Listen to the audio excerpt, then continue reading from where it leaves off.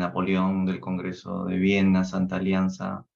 De eso también les debía claves o eso sí estoy bien al día. Y me gustaría que me ayuden a Ok. confirmar eso. Sí, ¿qué tal? Buenos días. No me acuerdo, pero yo creo que por si acaso debería ser desde la 15 de Revolución Francesa hasta la 20, por si acaso. Desde la 15. Ah, ya, de las preguntas. Sí, claro. Ya. Acá justo los tengo abiertos los materiales.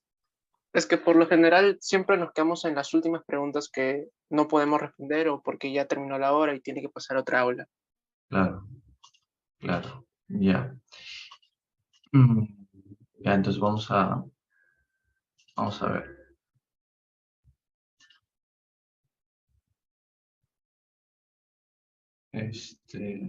Ya lo tengo abierto. Vamos a ver.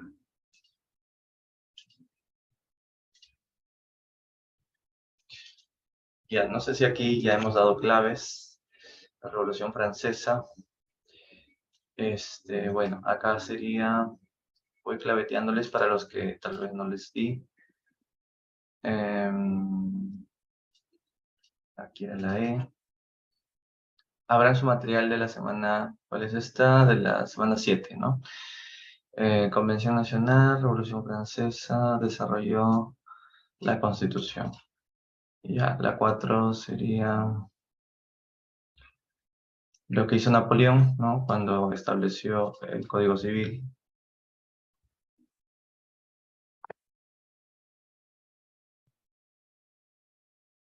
Y ya, el Código Civil se consagró los derechos de propiedad, libertad, igualdad, este conocimiento es producto de lo que establece el Consulado de Napoleón. Confirmen si estas preguntas ya las había dado. Faltaba ideología y dos, revolución. Ah, segunda revolución industrial. Mariela, las de la Revolución Francesa sí he dado entonces, lo que estoy haciendo ahorita.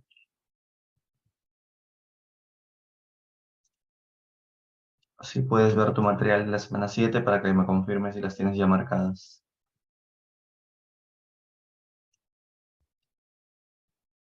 Y si no, acá les estoy dando las claves.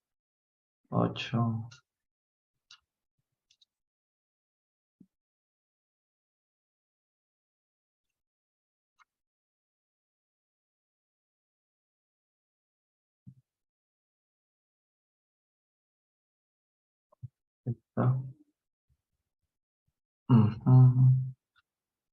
El Congreso de Viena buscaba restaurar la monarquía, el absolutismo. ¿Cuáles son los ideales de la burguesía liberal? Igualdad política y social. No, defensa de derechos y libertades, porque si dices igualdad social, estamos hablando de pensamiento socialista más que todo. Acá sería Francia. La restauración tuvo como característica reprimir movimientos liberales. Ya.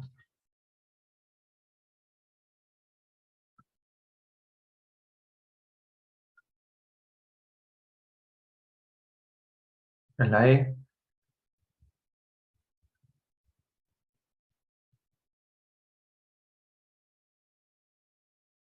Ah, ya, acá es la A. El Congreso viene mucho antes que la Revolución del 48. Acá sería la B. Carlos X abolió todo.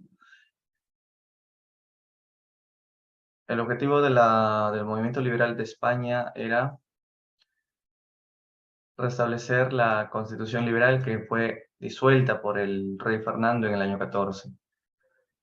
Y la revolución del 48, a diferencia del 30, venía acompañado de los obreros. La Revolución Francesa del 48, que encontramos como consecuencia, nace la Segunda República. Acá debe de haber venido la figura de una mujer que representa la libertad, la famosa mujer semidesnuda que dirige una bandera francesa.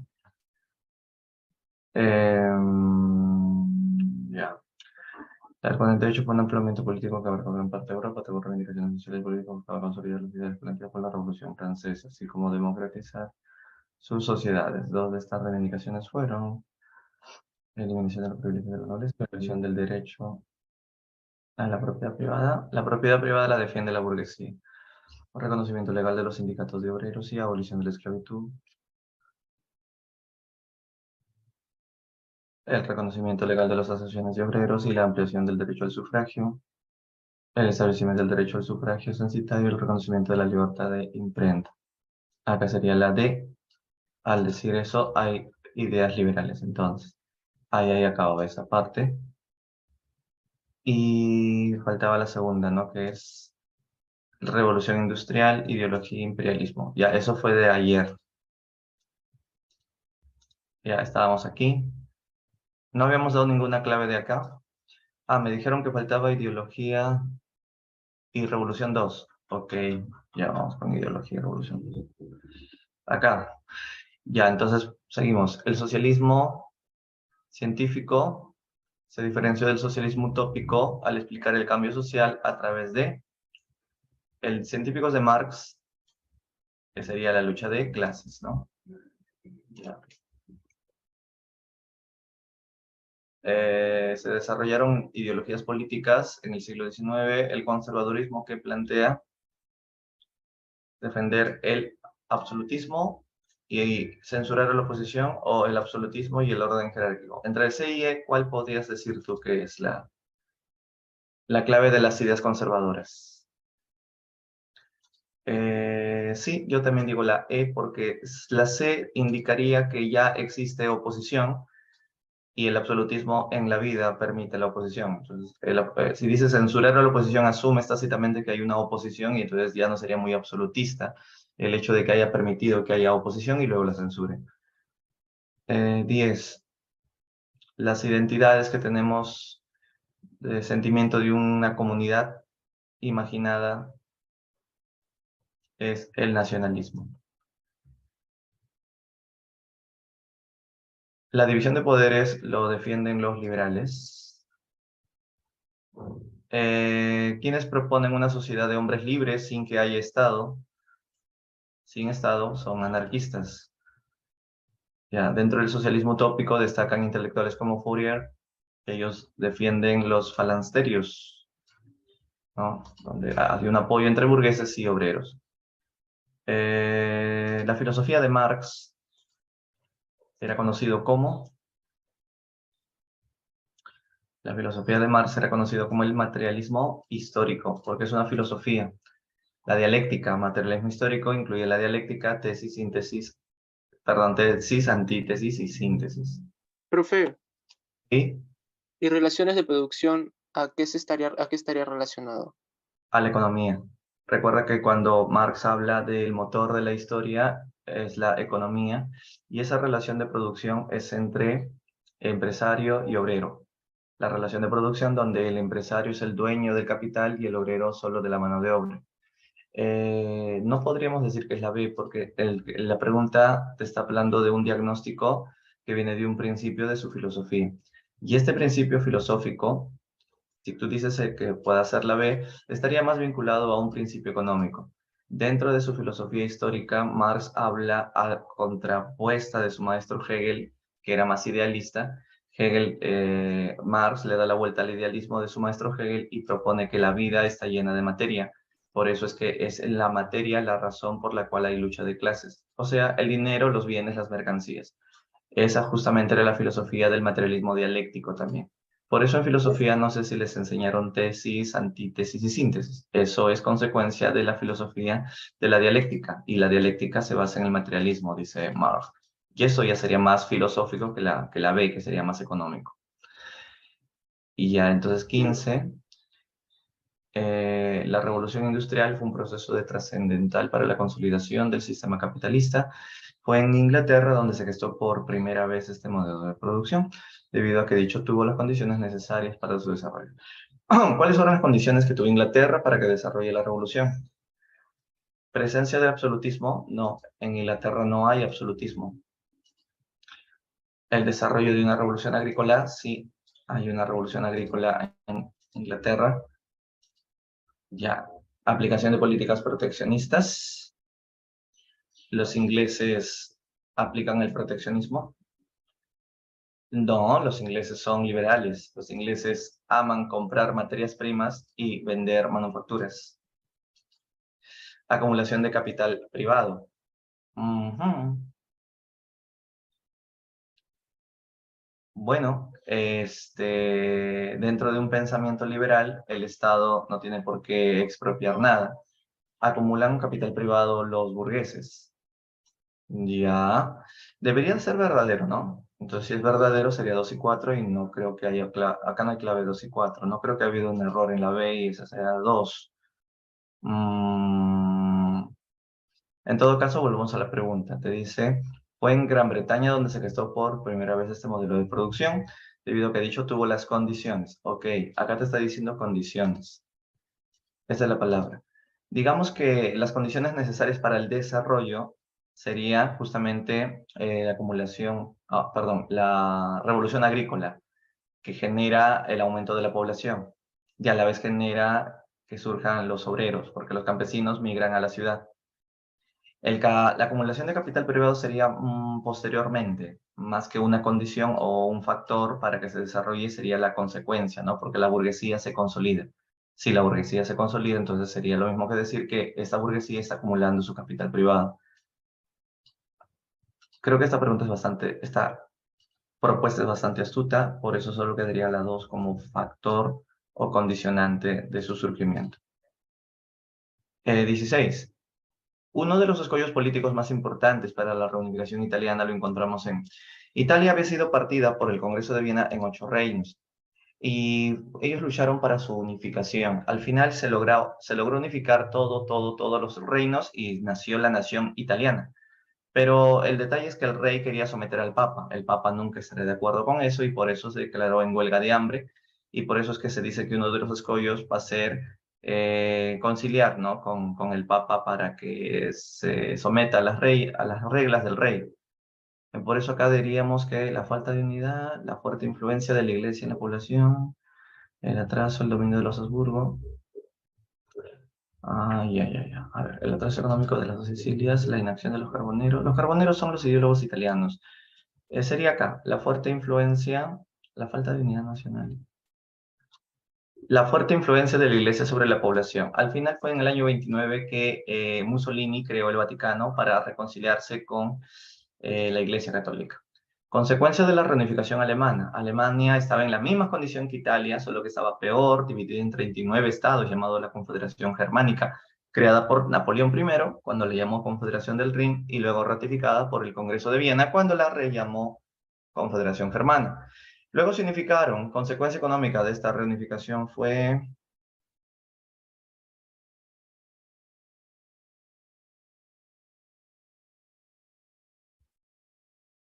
Ujú. Correcto, el desarrollo de la segunda revolución industrial. Al estar unificados ya tienen más libertad para poder seguir teniendo su inventiva. La segunda revolución industrial es paralelo a la paz armada incluso. Y en las partes finales de la reunificación italiana. No, no está en el PPT Abigail porque eso no preguntan en el examen. Ujú. Por eso solo puse 2 preguntas nada más, para que conozcan el contexto. Ya, segunda revolución industrial. La segunda revolución, caracterizada por el uso de nuevas fuentes de energía y la especialización de los procesos de trabajo, se desarrolla a fines del siglo XIX en países como, bueno, los nuevos países eran Estados Unidos, Alemania y Japón, ¿no? Sería la A. ¿Cuáles son los nuevos inventos que tiene la segunda revolución aquí? Ferrocarriles, primera. Segadora mecánica, telar mecánico, motor eléctrico, máquina a vapor, no, esto no. Iluminación a gas y el dínamo. A gas. Mm,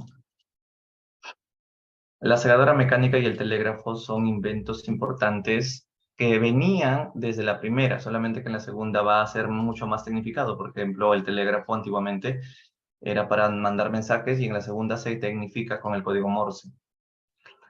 Una causa de la segunda revolución fue el desarrollo de nuevas tecnologías. ¿Cuáles serían las nuevas tecnologías acá? Sería el petróleo y la electricidad, ¿verdad? Acá sería energía eléctrica y motor a combustión para los automóviles de Ford. Una característica de la segunda revolución industrial fue de la segunda. Ayúdenme, a diferencia de la primera, la segunda produce más. La segunda es más masiva. Entonces sería producción en masa, ¿no? Recuerda la cadena de montajes, Taylorismo y Fordismo. La segunda revolución generó diversos cambios, uno de los cuales fue cambios.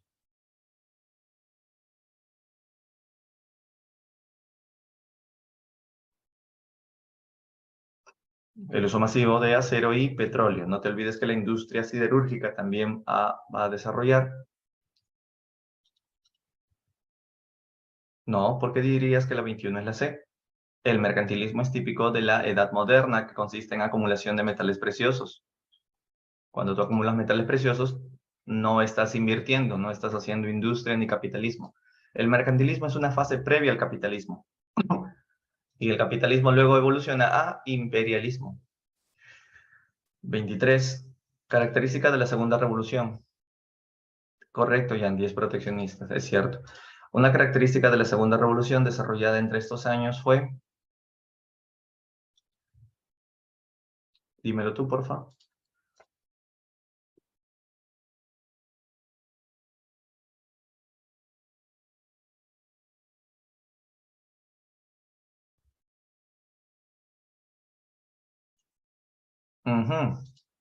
La B o la C, la producción ilimitada de bienes y servicios. Servicios.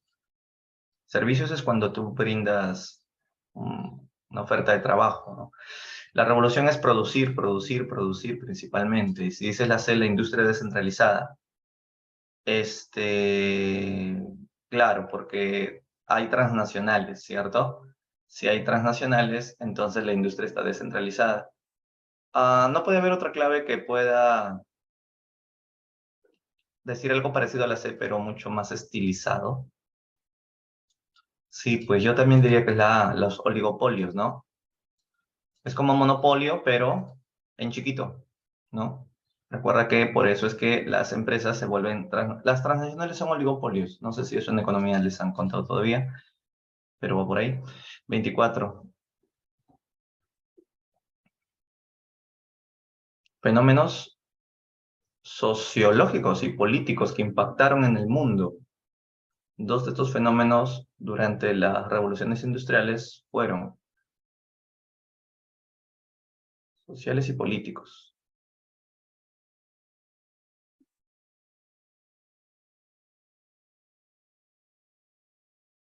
Bueno, te dice consecuencias, ¿cierto? La capitalismo y socialismo.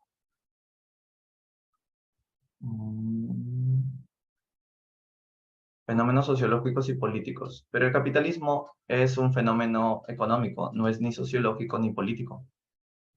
El socialismo sí, pero el capitalismo no. Sociológico, sociedad, político, gobierno, poder, que impactaron al mundo.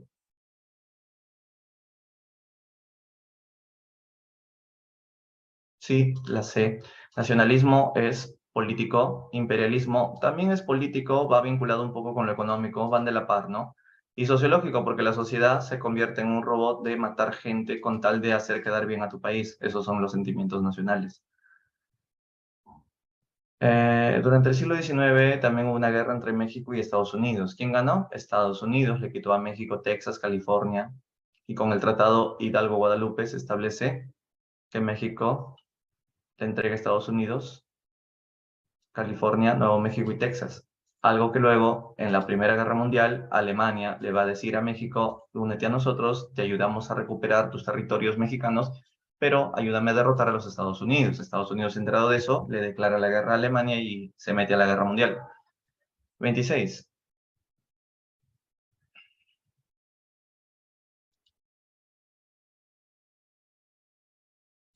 ¿Qué cosa? ¿A qué te refieres? lo de la guerra entre Estados Unidos y México, o la de la Primera Guerra Mundial. Antonio hasta ahorita no ha venido a preguntar de Revolución Mexicana ni Renacer Asiático, y yo no estoy hablando de Revolución Mexicana. La Revolución Mexicana recién aparece en el siglo XX, y estas clases son del siglo XIX. Ojo, esto es siglo XIX, cuando Estados Unidos le quita a México. Eso no es Revolución Mexicana. Revolución Mexicana es en la época de la Primera Guerra Mundial. ¿Ya llegamos a Primera Guerra Mundial o todavía? Creo que no, ¿no? Ya, entonces eso vamos a verlo después.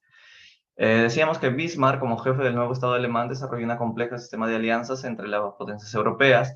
Bajo su liderazgo en la Conferencia de Berlín, estos alcanzaron acuerdos que regularon la expansión colonial europea en África. Lo que te estoy diciendo acá es que cuando Bismarck hizo el reparto de África en la Conferencia de Berlín, muchos países, algunos dirán, pero ¿por qué a ti te toca más y a mí me toca menos? Yo quisiera que la frontera sea por acá, no, yo quiero que me des 2 países de África, no, que yo soy más poderoso que tú, me corresponde un poco más. Entonces, para evitar que entre las potencias se maten para ver cuál va a ser el reparto de la torta, esto implica que para colonizar ese continente, ¿qué fue necesario? Correcto, Diego, fue necesario construir alianzas y acuerdos diplomáticos entre Bismarck, Leopoldo de Bélgica y los otros de Francia que también querían parte del reparto. En el siglo XIX, sin duda, la potencia mundial era Inglaterra. Inglaterra con la reina Victoria. Durante el reinado de Victoria, ¿qué pasó?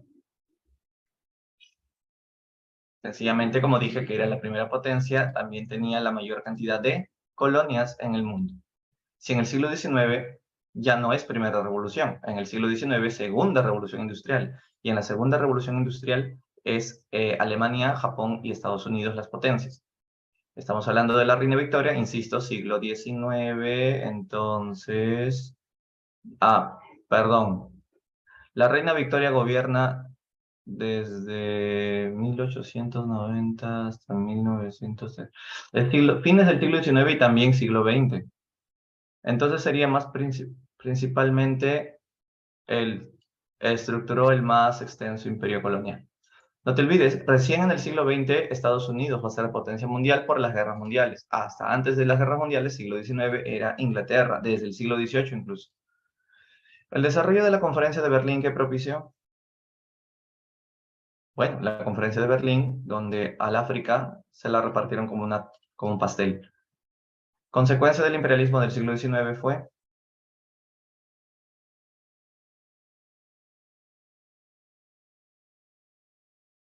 consecuencia.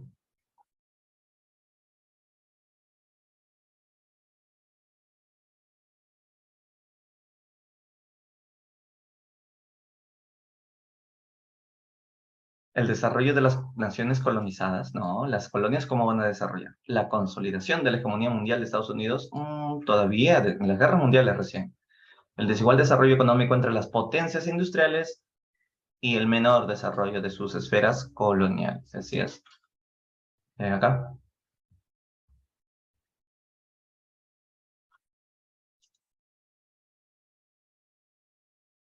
Segunda revolución, Antonio, es Estados Unidos, Alemania y Japón principalmente. El que toma la posta será Estados Unidos. A ver, en el pensamiento imperialista, ¿cuál es ese que promueve la constitución de nuevos estados bajo el ideal de que toda comunidad autodefinida como nación, nacionalismo, ¿cierto?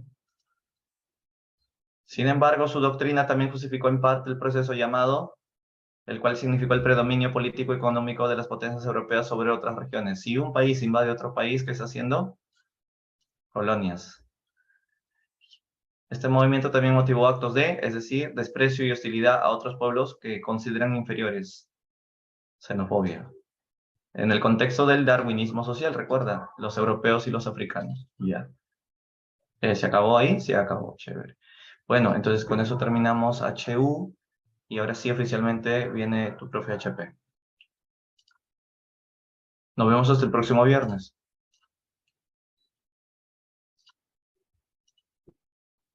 Hola chicos, ya hacemos HP. ¿Cuál fue el último tema, por favor, me indican? Profesor, disculpe, ¿podría ayudarme con dos preguntitas que vino en el simulacro la semana 6? Pero sí, recién estoy diciendo. ¿Las ¿Le puedo? compartes en el chat? Sí, a ver, no sé si puedo mandar por acá. Ay, no, ¿cómo? Ya, yo te espero. Profesor, buenos días. Una consulta. En Gran Bretaña, en la segunda revolución industrial, no era, por ejemplo, la cabeza de poder como Estados Unidos, ¿verdad? Pero tenía bastantes colonias, ¿cierto? Correcto. Era Era la el mayor país cantidad de más... colonias. Ah, ya, listo, listo. Muchas gracias. El primer imperio que tenía más colonias, a pesar que ya no era la que lideraba la revolución industrial, pero sí seguía siendo primera potencia. Ya, espero tu pregunta que me pongas en el chat. Profesor, disculpe, no sé cómo mandar por computadora, no soy muy buena, pero le puedo dictar, aquí lo tengo. Ya. La que ha venido en simulacro, dices. Sí, creo que también vino en el examen de admisión del, ajá, el último, no por Ya. eso le quiero preguntar. Mm, Ya. Si la lees, Mm, ¿de qué tema es? de, ay, de Tupac Amaru, de también de Juan Ah, Santos. Perú es. Ajá, Ah, de Perú. Ah, ya, ok. sí. Los Si lo puedes, recuerdos, a ver, si lo puedes leer, sí, igual puedes profesor, leerlo. aquí le leo. Juan Santos Atahualpa, testigo de la opresión española sobre la población nativa y la introducción de las reformas borbónicas, lideró en 1742 una de las más importantes de las rebeliones indígenas, sin que pudiera ser finalmente derrotada. Identifique cuáles fueron las razones que hicieron la prolongación de la rebelión. De Juan La Santos prim- Atahualpa, dice, ¿no? sí, ajá. Ya, La a ver. primera proposición dice, la alianza con diversas etnias amazónicas. El segundo dice, la táctica guerrillera de sus incursiones. Esta estaba en duda. La tercera dice, el apoyo de los misioneros franceses. Esa no, creo que no. Y No, la cuarta decía el territorio favorable de la selva baja. Entonces estaba confundida si era perdón, la el cuarta. territorio favorable de la selva baja, dices. Ajá, sí, sí, eso era. Ya. La zona del Gran Pajonal, Chanchamayo, ¿eso es selva baja, selva alta? Ese es esa selva, me parece que es selva alta. Bueno, pero no tan alta como el norte, porque en la zona de Amazonas y San Martín eso es selva ya alta, de como 3000 metros. Pero las dos primeras, al parecer, Las, son claves. ajá, yo puse esas, pero no estaba muy segura. La segunda que decía la táctica guerrillera de sus incursiones. Esa Sí, eso sería. es cierto, eso es cierto. Ellos tenían una fortaleza llamada Kimirri y ahí es donde eran impenetrables. Juan Santos Atahualpa creó una fortaleza y los españoles cuando intentaban ingresar ahí no podían lograrlo. Eso explica el por qué su rebelión se prolongó hasta 14 años, o sea, 10 años de enfrentamiento y 4 años más de rebelión, pero ya sin enfrentamiento directo, sino entre guerrillas y camuflaje, apariciones y huidas. Sí, pero lo malo de Juan Santos es que no pudo llegar a Lima por el tema de la cordillera de los Andes y los selváticos no se aclimatan a la altura. Pero los españoles cuando intentaban ingresar a la selva no podían por este tema de las fortalezas de Quimirre se llamaba. Entonces sí, sí es cierto, eso prolongó más años. La dos está bien. Ah, ya, profesor, justo marqué esa, pero no estaba segura. Ya, unita más, profesor, así el toque, Sí, disculpe. dime. Dice, frente a este desequilibrio, bueno, está hablando de la derrota de la Gran Rebelión, los Ujú, curacas de sangre que apoyaron a Condorcanqui perdieron sus títulos. Fueron ujú. reemplazados por curacas intrusos, criollos, peninsulares y mestizos, que desconocían la reciprocidad y redistribución andinas. Frente a este desequilibrio, los alcaldes Barayoks adquirieron mayor importancia, pero a diferencia de la nobleza indígena, eran elegidos solo anualmente de entre los indígenas del común. De acuerdo con lo anterior, se puede concluir que el periodo posterior a la Gran Rebelión, 1, se debilitaron los liderazgos étnicos indígenas pese al fortalecimiento de la figura del Barayok, o sea, si eso es verdadero o falso. 2, los curacas intrusos contribuyeron a debilitar políticamente a las comunidades indígenas. 3, los Barayoks fortalecieron el liderazgo étnico pese a la presencia de curacas intrusos.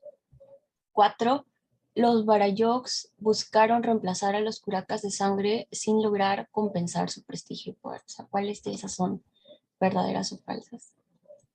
Ya. Es una pregunta de las deco grandes que hicieron, ¿no? En el último examen. Ajá, Eh, sí.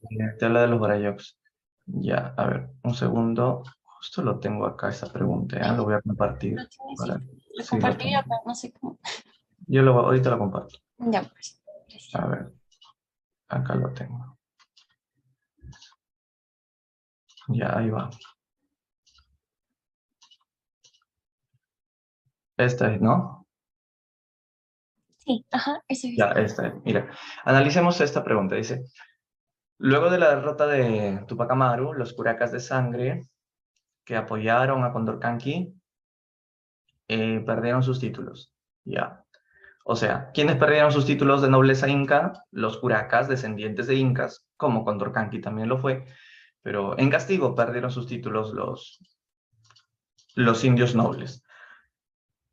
Y fueron reemplazados eh, por curacas intrusos, o sea, por otros curacas. Ya.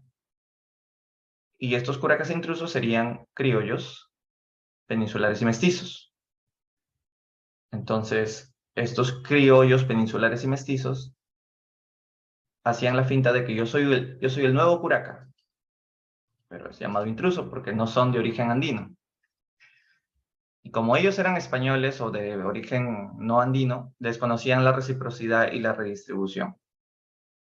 Ya. Frente a este desequilibrio, los alcaldes barayocs, que estos sí eran alcaldes indígenas, adquirieron mayor importancia. ¿Por qué? Seguramente porque ellos sí hacían la reciprocidad y la redistribución. Pero a diferencia de la nobleza indígena, o sea, a diferencia de los curacas originales que perdieron sus títulos, eran elegidos solo anualmente de entre los indígenas del común. Entonces, los barayocs no se comparan a los nobles indígenas originarios. O acá dice, a diferencia de la nobleza indígena, los barayocs eran elegidos solo a cada año entre los indígenas del común. De acuerdo con lo anterior, se puede concluir que en el periodo posterior a la Gran Rebelión, a ver, ya tenemos que poner acá esto, borrar acá esto. Sí, sí. Ahí está, ahora sí. Uno, se debilitaron los liderazgos étnicos indígenas, pese al fortalecimiento de la figura del Barayoco.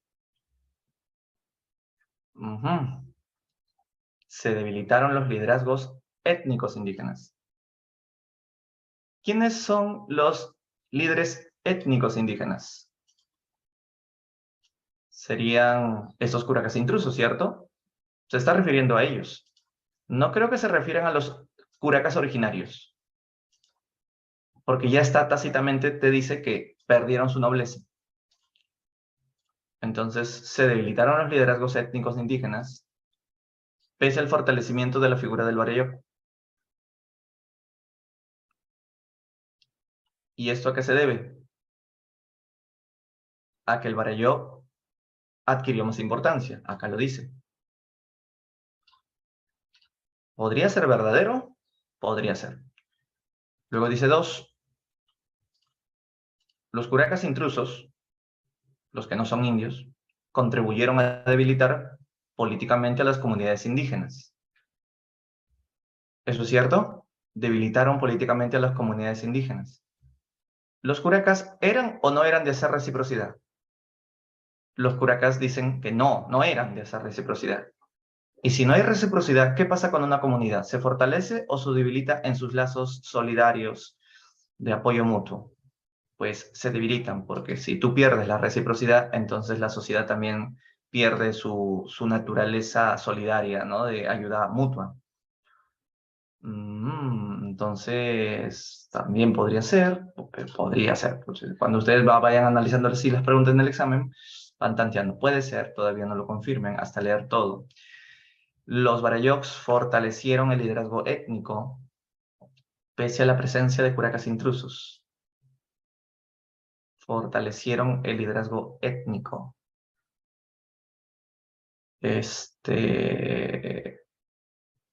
Adquieren mayor importancia, dicen. Adquieren mayor importancia.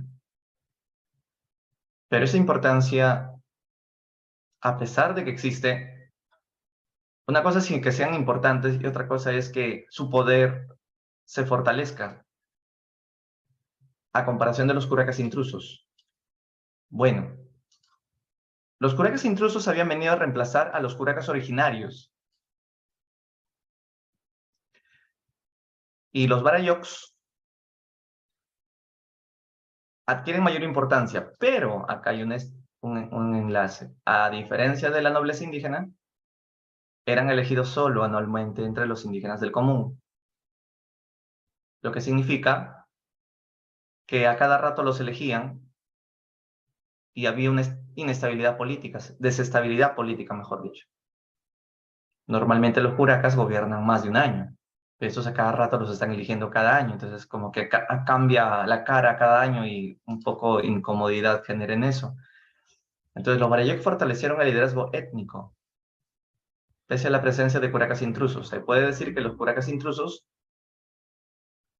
tenían más poder siempre que los Barayoks. También podía llamarse cacique, claro. Por ejemplo, el más grande ejemplo de un curaca intruso fue Cáceres.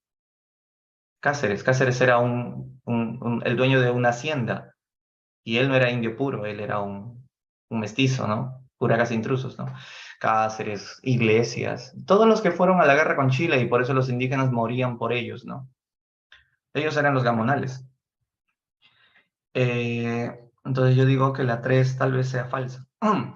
Los Barayoks los Barayoks buscaron reemplazar a los curacas de sangre, a los originarios, sin lograr compensar su prestigio y poder.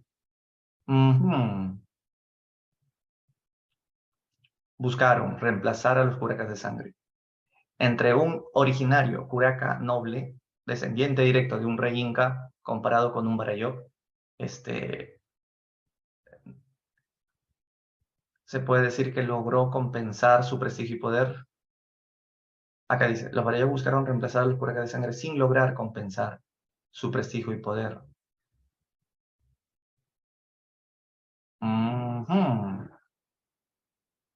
¿Qué dices tú? ¿Verdadero o falso es?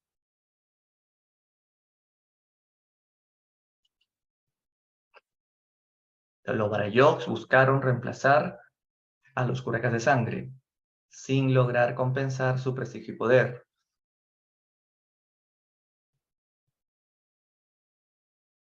Acá te dice, ¿no? Los Barayoks adquirieron mayor importancia,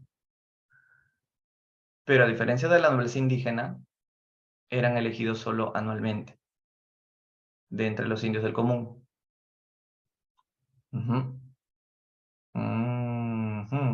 ¿Verdadero o falso? Pero sí tenían, o sea, tenían importancia. Acá dice, adquirieron mayor importancia que ¿quiénes? ¿Que los curacas intrusos? Sí. O sea, había más reciprocidad con los Barayoks. El Barayok sí te hace reciprocidad. El curaca intruso no te hace reciprocidad. Entonces el Barayok adquiere mayor importancia. Pero en el tema de poder, el curaca intruso sigue teniendo más poder. Una cosa es el poder y otra cosa es la importancia que tú le das. Entonces los Barayok buscaron reemplazar a los curacas de sangre sin lograr compensar su prestigio y poder. Yo diría que esto es falso. Porque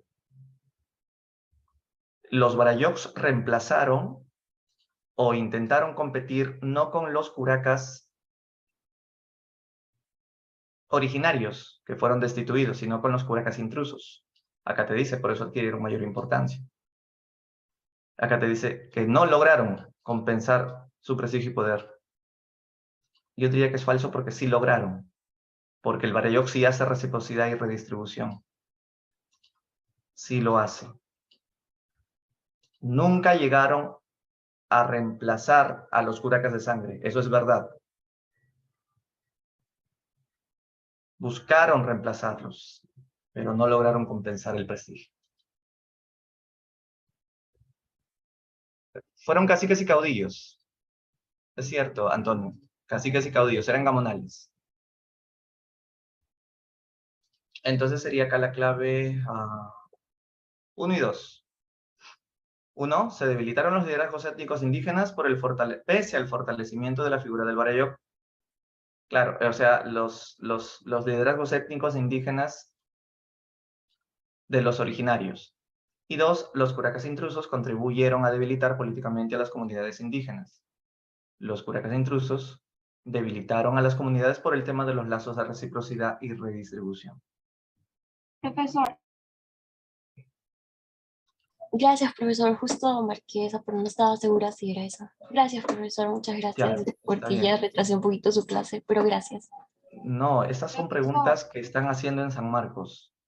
Estas son preguntas que están viniendo así y eso ya es la consolidación de todo un ciclo que tienen que haber venido preparándose, porque no es fácil hacer preguntas. Uno se demora más o menos 3 o 5 minutos. Y entonces ahí viene el ingreso, pues, de ese tema, de esa forma de analizar durante las 3 horas del examen se define el ingreso. Profesor, Sí, profesor, disculpe, ¿me escucha? sí te escucho.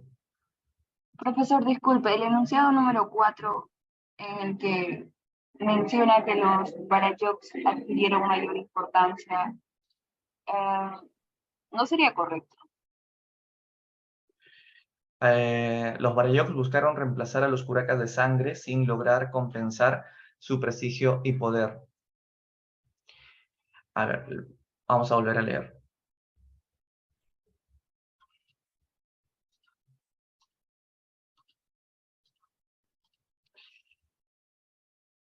Luego de la derrota de la Gran Rebelión, los curacas de sangre que apoyaron a Condorcanqui perdieron sus títulos y fueron reemplazados por curacas intrusos. ¿Quiénes perdieron sus títulos? Los curacas originarios. ¿Quiénes los reemplazan? Los curacas intrusos, criollos, peninsulares y mestizos. Ellos desconocían la reciprocidad y la redistribución andina. Frente a este desequilibrio, los alcaldes barayocs, que no son curacas, son alcaldes, pero son indígenas. O sea, habían dos autoridades indígenas, el curaca, que es más poderoso, y el barayoc, que es autoridad también, pero menos poderoso que el antiguo curaca descendiente del Inca. Estos alcaldes barayoc adquirieron mayor importancia. Pero a pesar que adquirieron mayor importancia, a diferencia de la nobleza indígena, eran elegidos solo anualmente entre los indígenas del común. Entonces, ¿quién tenía más poder? ¿El Barayoc o el antiguo curaca?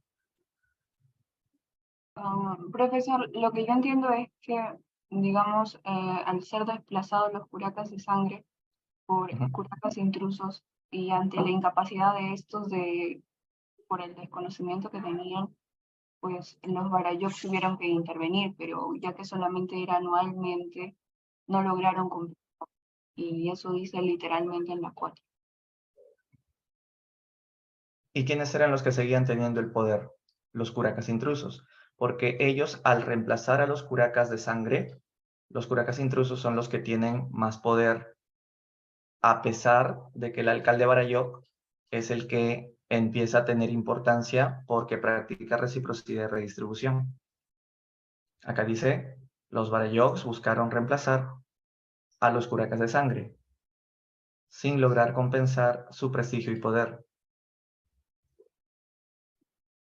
Acá Claro, dice, los alcaldes Barayoc adquirieron mayor importancia. Entonces, sí llegaron a consolidar su prestigio y poder. ¿Por qué? Porque adquirieron la importancia que acá menciona. ¿Por qué? Porque ellos sí practican reciprocidad y redistribución. Como el curaca originario también practicaba reciprocidad y redistribución. Entonces, sí llegaron a compensar ese poder. Los indígenas dijeron, oye, Barayoc, tú te pareces mucho a nuestro curaca originario, porque tú sí haces lo que hacía el curaca originario, el curaca intruso no lo hace. Por eso, los Barayocs buscaron reemplazar a los curacas de sangre, pero no lograron compensar su prestigio y poder. sí llegaron a compensar su prestigio y poder, porque tanto Barayop hace lo mismo que hacía el curaca originario, como lo que dije, ¿no? Reciprocidad y redistribución. Yo lo veo así, entonces eso sería falso. Sin lograr, yo diría que lo correcto es que sí lograron compensarlo, el prestigio y el poder. Pese a que solo eran elegidos cada año, pese a eso. Entonces, por eso es que lo analizamos así. ¿Ustedes han visto los solucionarios de otras academias? ¿Si han dado esa misma clave? Porque sería interesante, ¿no? Que ustedes vean los otros argumentos que dan los otros profesores. Y es que lo malo de San Marcos es que nunca da claves. O si los da, tienen que pagar, creo, ¿no? Para comprar el solucionario o algo así. Y ahí recién te explica todo. La pregunta está en el simulacro, Antonio. No se las dan. Ya, voy a ver cómo se las paso después entonces con todas las otras preguntas. Yo puse preguntas simulacro así para que ustedes un poco ahí analicen, ¿no? Podía haberlas puesto mejor en la práctica para que ahí vayamos un poco analizando la pregunta.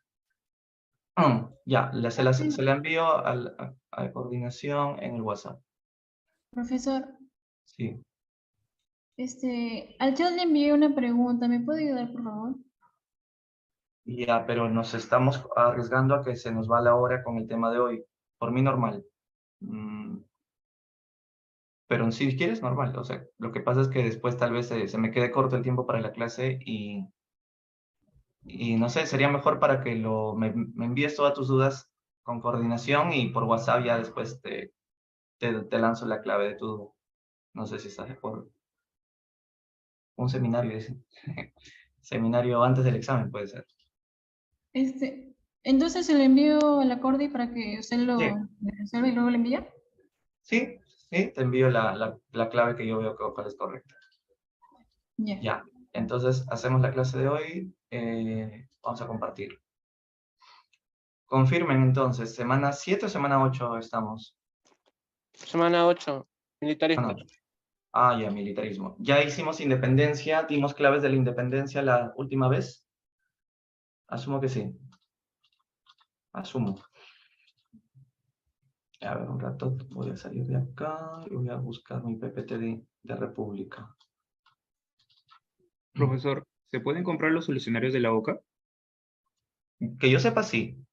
Pero creo que está algo de 25 soles. Pero no te puedo dar mucha información porque no sé mucho de... Yo nunca compré un solucionario de San Marcos, pero sí sé que lo venden. Sería cuestión que averigües en la página de la OCA, ¿no? A ver qué te dice. Porque la universidad está obligada a dar su solucionario. Y sí lo da, que yo sepa, pero tienes que pagar por eso. Lo que pasa es que hay preguntas muy polémicas que San Marcos ha hecho en toda la historia de sus exámenes. Tan polémicas que podían haber generado que algunos ingresen cuando no ingresaron, porque hay preguntas muy mal planteadas hace años que hacían los exámenes. Ahora tienen más cuidado, es cierto, pero lo que pasa es que la fregada del curso de historia es que depende mucho de cómo tú puedas interpretar la visión que está haciendo el que está escribiendo el análisis. Porque como la historia es un montón de investigaciones que yo lo veo de una manera, yo lo veo de otra manera, ¿no? No es como la matemática, que 1 más 1 son 2 y no hay forma que darle, es más técnico la cuestión ahí. En letras es de acuerdo a cómo tal investigador lo pudo haber visto. Y por eso la pregunta de Eco te da pistas para ver por dónde seguía la interpretación de ese análisis. Ya. Muy bien, empecemos. Primer militarismo. Un segundo. Les voy haciendo algunas preguntas primero. ¿Por qué los primeros presidentes del Perú necesariamente fueron militares? Esa sería una primera pregunta. Bueno, los primeros presidentes del Perú fueron militares porque ellos habían peleado en las batallas de Junín y Ayacucho. Y la pregunta sería, ¿y por qué no hubieron civiles que tomaran el poder? ¿Acaso no existían peruanos no militares con ganas de ser presidentes? No sé, profesionales, universitarios, ¿habían o no? Y claro que sí habían.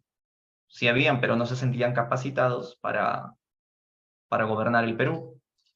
¿Por qué? Porque todo estaba bien desorganizado. Entonces, como se ve un vacío de poder ahí, una clase criolla debilitada, eso explica el por qué los militares que no le tienen miedo a casi nada, entonces aceptan el reto y gobiernan el Perú. Ya.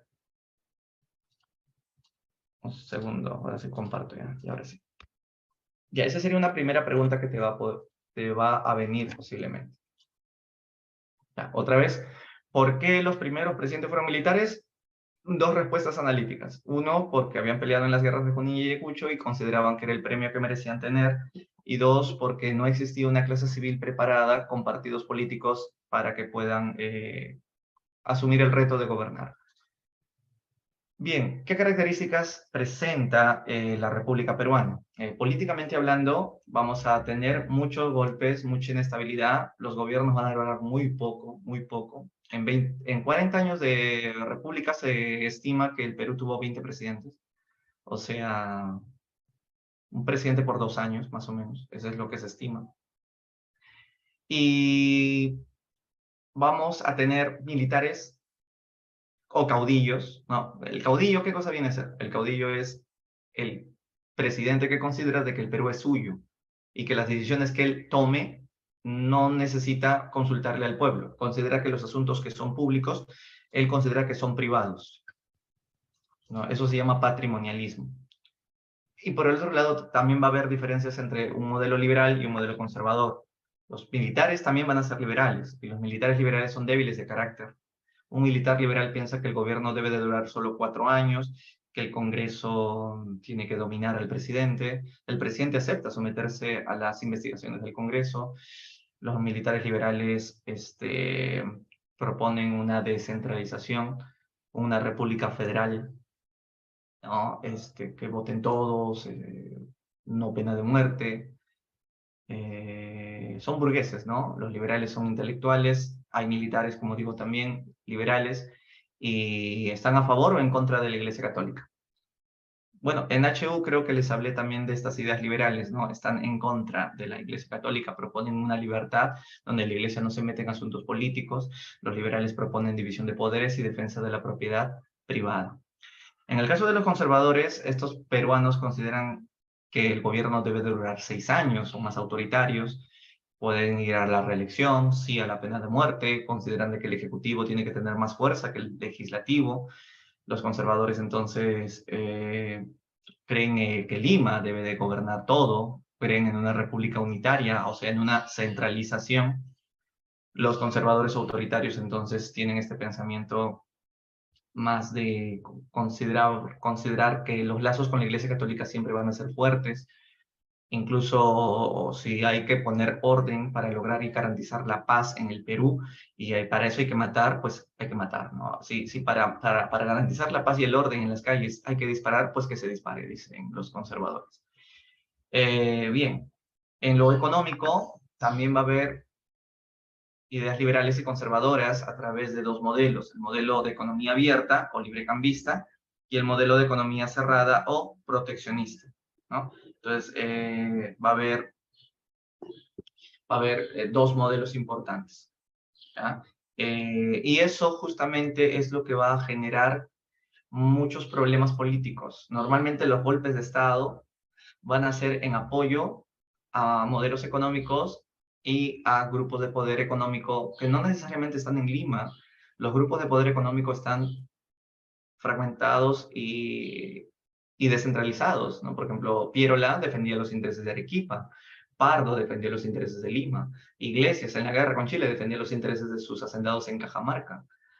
Entonces, ese es el ejemplo para que entiendan que los intereses no solo piensen que Lima, no, es de acuerdo a la región de procedencia del caudillo y del modelo económico al que el presidente o caudillo simpatice.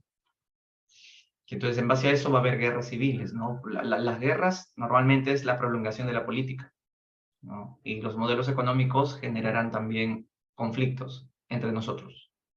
Por ejemplo, acá podemos generar un conflicto. ¿Qué es mejor, una economía abierta o cerrada? No, que es mejor una economía abierta, que venga inversión extranjera. Y otros dirán, no, que mejor que es comprar lo nuestro para que generemos una industria y no estemos comprando lo de afuera, porque es mejor comprar lo nuestro. Entonces genera debate. La herencia colonial, ¿qué cosa generó? El Perú se mantuvo su tributo indígena, el Perú mantuvo la esclavitud, el Perú mantuvo las haciendas, el Perú desde tiempos coloniales se mantuvo la servidumbre, los yanaconas.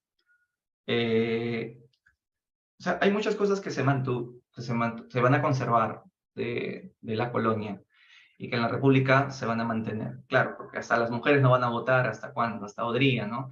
Las haciendas existieron hasta Velasco, el tributo indígena recién se abolió con Piérola, la esclavitud recién con Castilla, ¿no? Entonces, eso es una herencia colonial. Por otro lado, la dependencia con Inglaterra va a ser importante por la deuda externa que vamos a tener, y es que el Perú va a vivir de sus deudas. El Perú se pide préstamos al extranjero y también el Estado pide préstamos a algunos peruanos, eso se llama deuda interna. Pero ¿de qué otras cosas vivirá el Estado durante los inicios de la República? Vamos a vivir del tributo indígena. El tributo indígena porque la mayor parte de la población es indígena. O sea, el Perú tiene 1,5 millones de habitantes y del 1,5 millones de habitantes, 1 millón son indios y de ellos pues el Estado vive de su tributo. Y también de las aduanas. Cuando los barcos vienen del extranjero, el Estado le cobra aranceles, ¿no? Aduanas. De eso vive el Perú. Vive de los tributos, vive de las aduanas, de las deudas. Antes del guano estoy hablando, por cierto, ¿no? Antes del guano, digamos que la única riqueza que podíamos exportar o explotar era la minería de la plata. Ya, la mina de Cerro de Pasco era una de las pocas que habían sobrevivido junto con la de Hualgayoco. Muy bien, y otra de las cosas importantes de las características iniciales de la República es que el Perú va a mantener sus fronteras rigiéndose en base al llamado uti possidetis. Las fronteras que te tocan tener son las mismas que tuviste en tiempos del virreinato, en tiempos de las audiencias coloniales. ¿Recuerdas las audiencias del virreinato? Las audiencias tenían fronteras. Esas fronteras se van a mantener para los países libres. Y el otro principio es la libre determinación de pueblos. Según ese otro principio, un pueblo puede determinar libremente su soberanía. Si un pueblo no está contento con el país donde le tocó, puede pasarse a otro país, pero hoy ya no podemos hacer eso. En ese entonces sí se podía. Eso ocurrió a Jaén. Jaén, que no era peruana, era colombiana, decidió ser peruana y Jaén se unió porque el mismo pueblo determinó su propia soberanía. Esto no es decisión del rey. Esto es que el mismo pueblo determina su propia soberanía. Jaén, por eso es que el 28 de julio de 1821 proclamó la independencia por Perú, no por Colombia. Bien, en cambio el uti possidetis es mantener las mismas fronteras que tenías desde los tiempos del virreinato. Ahora sí podemos entrar a los gobiernos. Los dos primeros presidentes del Perú, como recuerdan, fueron Rivagüero y Torrecalli. Ellos no están aquí porque ya los vimos en la independencia. Digamos que José de la Mar sería el primer presidente constitucional o el primer presidente del Perú totalmente libre e independiente, ¿no? Entonces, en cambio, Rivagüero y Torrecalli son presidentes, pero cuando todavía seguimos luchando por la independencia. José de la Mar es liberal, y como liberal da esa constitución liberal del año 28, elegido por el Congreso. En esta época era bien difícil hablar de elecciones, de golpes, no, o llegaban al poder por golpe o el Congreso los elegía. Y el Congreso prefiere elegir a José de la Mar porque es un liberal, es un ejecutivo débil, se ha dejado someter por lo que el Congreso ordene, ¿no? Entonces, lo más fuerte que le va a tocar a asumir a la Mar en su gobierno es la guerra. ¿La guerra con quién? Con la Gran Colombia que nos hizo Simón Bolívar. Bolívar, ¿por qué Bolívar nos hace la guerra? El hombre que nos dio la independencia, ¿cómo fue que nos hizo esto?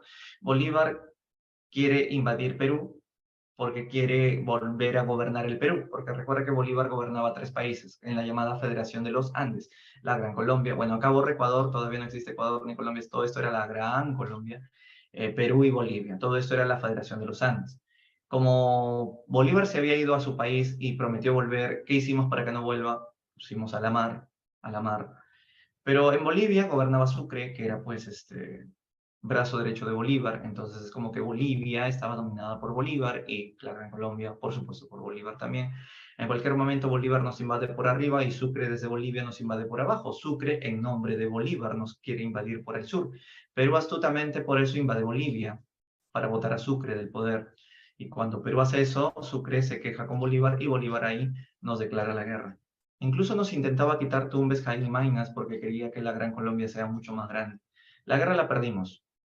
Y encima le hacen golpe de estado a José de la Mar. El golpe se lo hizo Gamarra, que era autoritario, era conservador.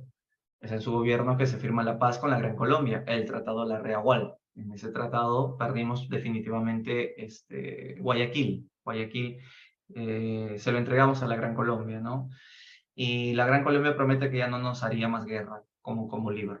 Bueno, Bolívar no nos volvió a hacer guerra también porque se murió justo en ese momento. Y cuando se muere Bolívar, también de pasadita se muere la Gran Colombia. La Gran Colombia se muere y nace Ecuador, Colombia y Venezuela. No olvides entonces que con Gamarra hay un gobierno autoritario, un gobierno conservador, va a tener algunos enfrentamientos con el Congreso. El más famoso fue cuando quería hacer algunas reformas a la Constitución liberal.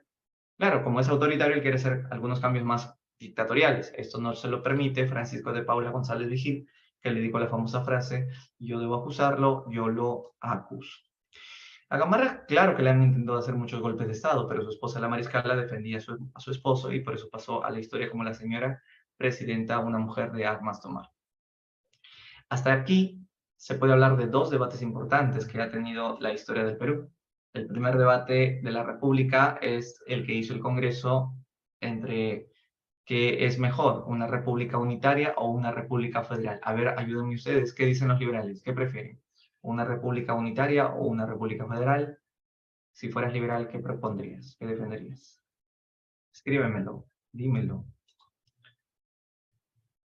Claro, la República Federal es más descentralización, pero al final en este debate ganó lo unitario, que Lima siga dominando, por miedo a que si hacíamos una República Federal, los departamentos iban a terminar convirtiéndose en países aparte. No, los departamentos se hubiesen fragmentado y Perú hubiese terminado siendo 24 Perús, ¿no? Entonces ese es el temor porque las identidades regionales siempre han sido muy fuertes en el Perú. Este es el segundo debate. El segundo debate también entre liberales y conservadores será entre quién tiene derecho a tener más poder, el poder legislativo o el poder ejecutivo. Bueno, los liberales dicen que es el Congreso, ¿no? Que tiene que dominar al presidente. Eso se llama parlamentarismo, cuando el Congreso domina al presidente. En el caso contrario, los conservadores dirían, o autoritarios, como también se les dice, dirían que es el presidente quien tiene que tener más poder que el Congreso y disolver el Congreso si considera necesario. Y eso se llama presidencialismo.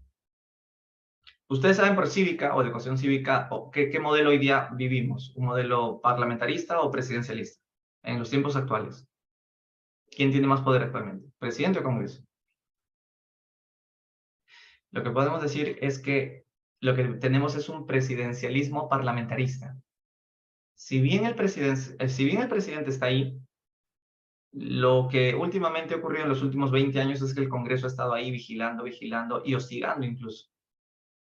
Y yo no creo decir, Gianmarco, que los dos son iguales, porque el Congreso de Keiko siempre hostigó a PPK, hostigó a Vizcarra, y el nuevo Congreso que creó Vizcarra lo vacó incluso, y al final hasta a Castillo, ¿no? Todo. El Congreso siempre ha querido, es que claro, también hay que comprender que era un Congreso de una herencia autoritaria fujimorista. Entonces, por eso digo que lo que tenemos hoy es un parlamentarismo más que un presidencialismo. O en todo caso es un presidencialismo parlamentarizado, ¿no? El presidente sigue teniendo el máximo poder, pero siempre el Congreso está ahí, que no lo deja hacer muchas cosas. Bueno, estos problemas empezaron desde aquí, ¿no? Desde el comienzo de la vida republicana ya había este choque de trenes. Bien, y ahora vamos con Orbegoso. El presidente Orbegoso era liberal, por eso el Congreso lo elige. Otro ejecutivo débil. Si lo vemos desde acá, Orbegoso es liberal, igual que Lamarck, da una nueva constitución, la del 34. El detalle es que si él es liberal, los enemigos que va a tener Orbegoso serán los conservadores, y esos enemigos serán los gamarristas. Está ahí así la Primera Guerra Civil. Una guerra que ganan los gamarristas en la batalla de Huaylacucho, pero luego increíblemente se dan un abrazo de reconciliación, el abrazo de Maquinguay. Entonces es la Primera Guerra Civil de peruanos contra peruanos, liberales y autoritarios. Se dan un abrazo porque se dieron cuenta que entre peruanos no nos vamos a matar, pues reaccionamos, ¿no? No nos vamos. El Perú no va a progresar si nos peleamos entre nosotros. Ya, en ese contexto llega el golpe del presidente más joven del Perú, que se llamó Salaverry. Y en ese momento, en Bolivia, gobernaba un nuevo presidente que era, este sí era boliviano, Andrés de Santa Cruz. Y Santa Cruz considera de que sería interesante que Perú y Bolivia se unan en una confederación. Santa Cruz sabe que Bolívar ya murió, entonces Bolivia no tiene sentido que siga existiendo, porque Bolivia nació por orden de Bolívar. Como Bolívar ya murió, lo mejor sería que Perú y Bolivia se unan en un solo país. Y es que nos unen muchos vínculos. Santa Cruz dice que nos une la historia, el Tahuantinsuyo, el agua Titicaca, la cara, la raza, el quechua, la aymara. Peruanos y bolivianos somos muy parecidos, ¿no? Somos muy andinos. Y sería bonito que estemos unidos, dice Santa Cruz. Salaverry se opone. El presidente que acaba de tomar el poder, el más joven Salaverry, se opone porque él es autoritario. Él es conservador. ¿Y por qué se opone? Porque él cree que todo esto es una mentira, de que la confederación nos va a hermanar entre peruanos y hermanos bolivianos. Mentira. Lo que busca Santa Cruz es dominar a Perú y que Perú desaparezca y que todo termine siendo Bolivia a la larga. Lo que cree Salaverry es que la confederación es una invasión de Bolivia al Perú. Entonces no va a estar de acuerdo con la confederación. Al final va a haber una guerra inevitablemente entre Santa Cruz y Salaverry. ¿Y quién gana? Gana Santa Cruz y fusilan a Salaverry. Entonces, regresando al comienzo, Salaverry, chao, fue derrotado en la batalla de Yanacocha y finalmente en Socabaya, en Arequipa, fusilan a Salaverry y la Confederación Perú-Boliviana se va a realizar a continuación. En la Confederación Perú-Boliviana, Bolivia va a dominar a Perú y como Bolivia va a dominar a Perú, entonces al Perú lo partieron en 2 estados, en total la Confederación constaba de 3 estados. De los 3 estados que ves aquí, Santa Cruz, ahí está Santa Cruz. Santa Cruz más le tiene cariño a estos 2 estados, al estado sur peruano y al estado boliviano. ¿Por qué? Porque tiene un modelo económico abierto, libre, cambista. En cambio, el norte es un modelo económico cerrado, proteccionista. ¿Ok? Entonces, la confederación de arranque empezó teniendo un problema. Los del norte no compran producto extranjero, solo consumen su producción peruana. El sur, en cambio, le vende lana a Inglaterra y le compramos mercancías a Inglaterra, y eso es una economía abierta. Santa Cruz se convierte en un dictador. Políticamente hablando, es un dictador porque va a gobernar 10 años. Incluso él va a decir que puede gobernar 20 y hasta 30 años. Ni Fujimori. Él se llama protector encima. Él puede autorreelegirse de 10 en 10 años. Y eso lo acordó en el Congreso de Tacna. De pasadita, Tacna será la capital de la Confederación, establece. Dio una nueva constitución bastante autoritaria, ¿no? Inspirada en el Código Napoleónico incluso. Y Santa Cruz, lo que hace con la Confederación es un Estado federal o un Estado unitario. A ver, ¿qué ven ahí? ¿Un Estado federal o un Estado unitario?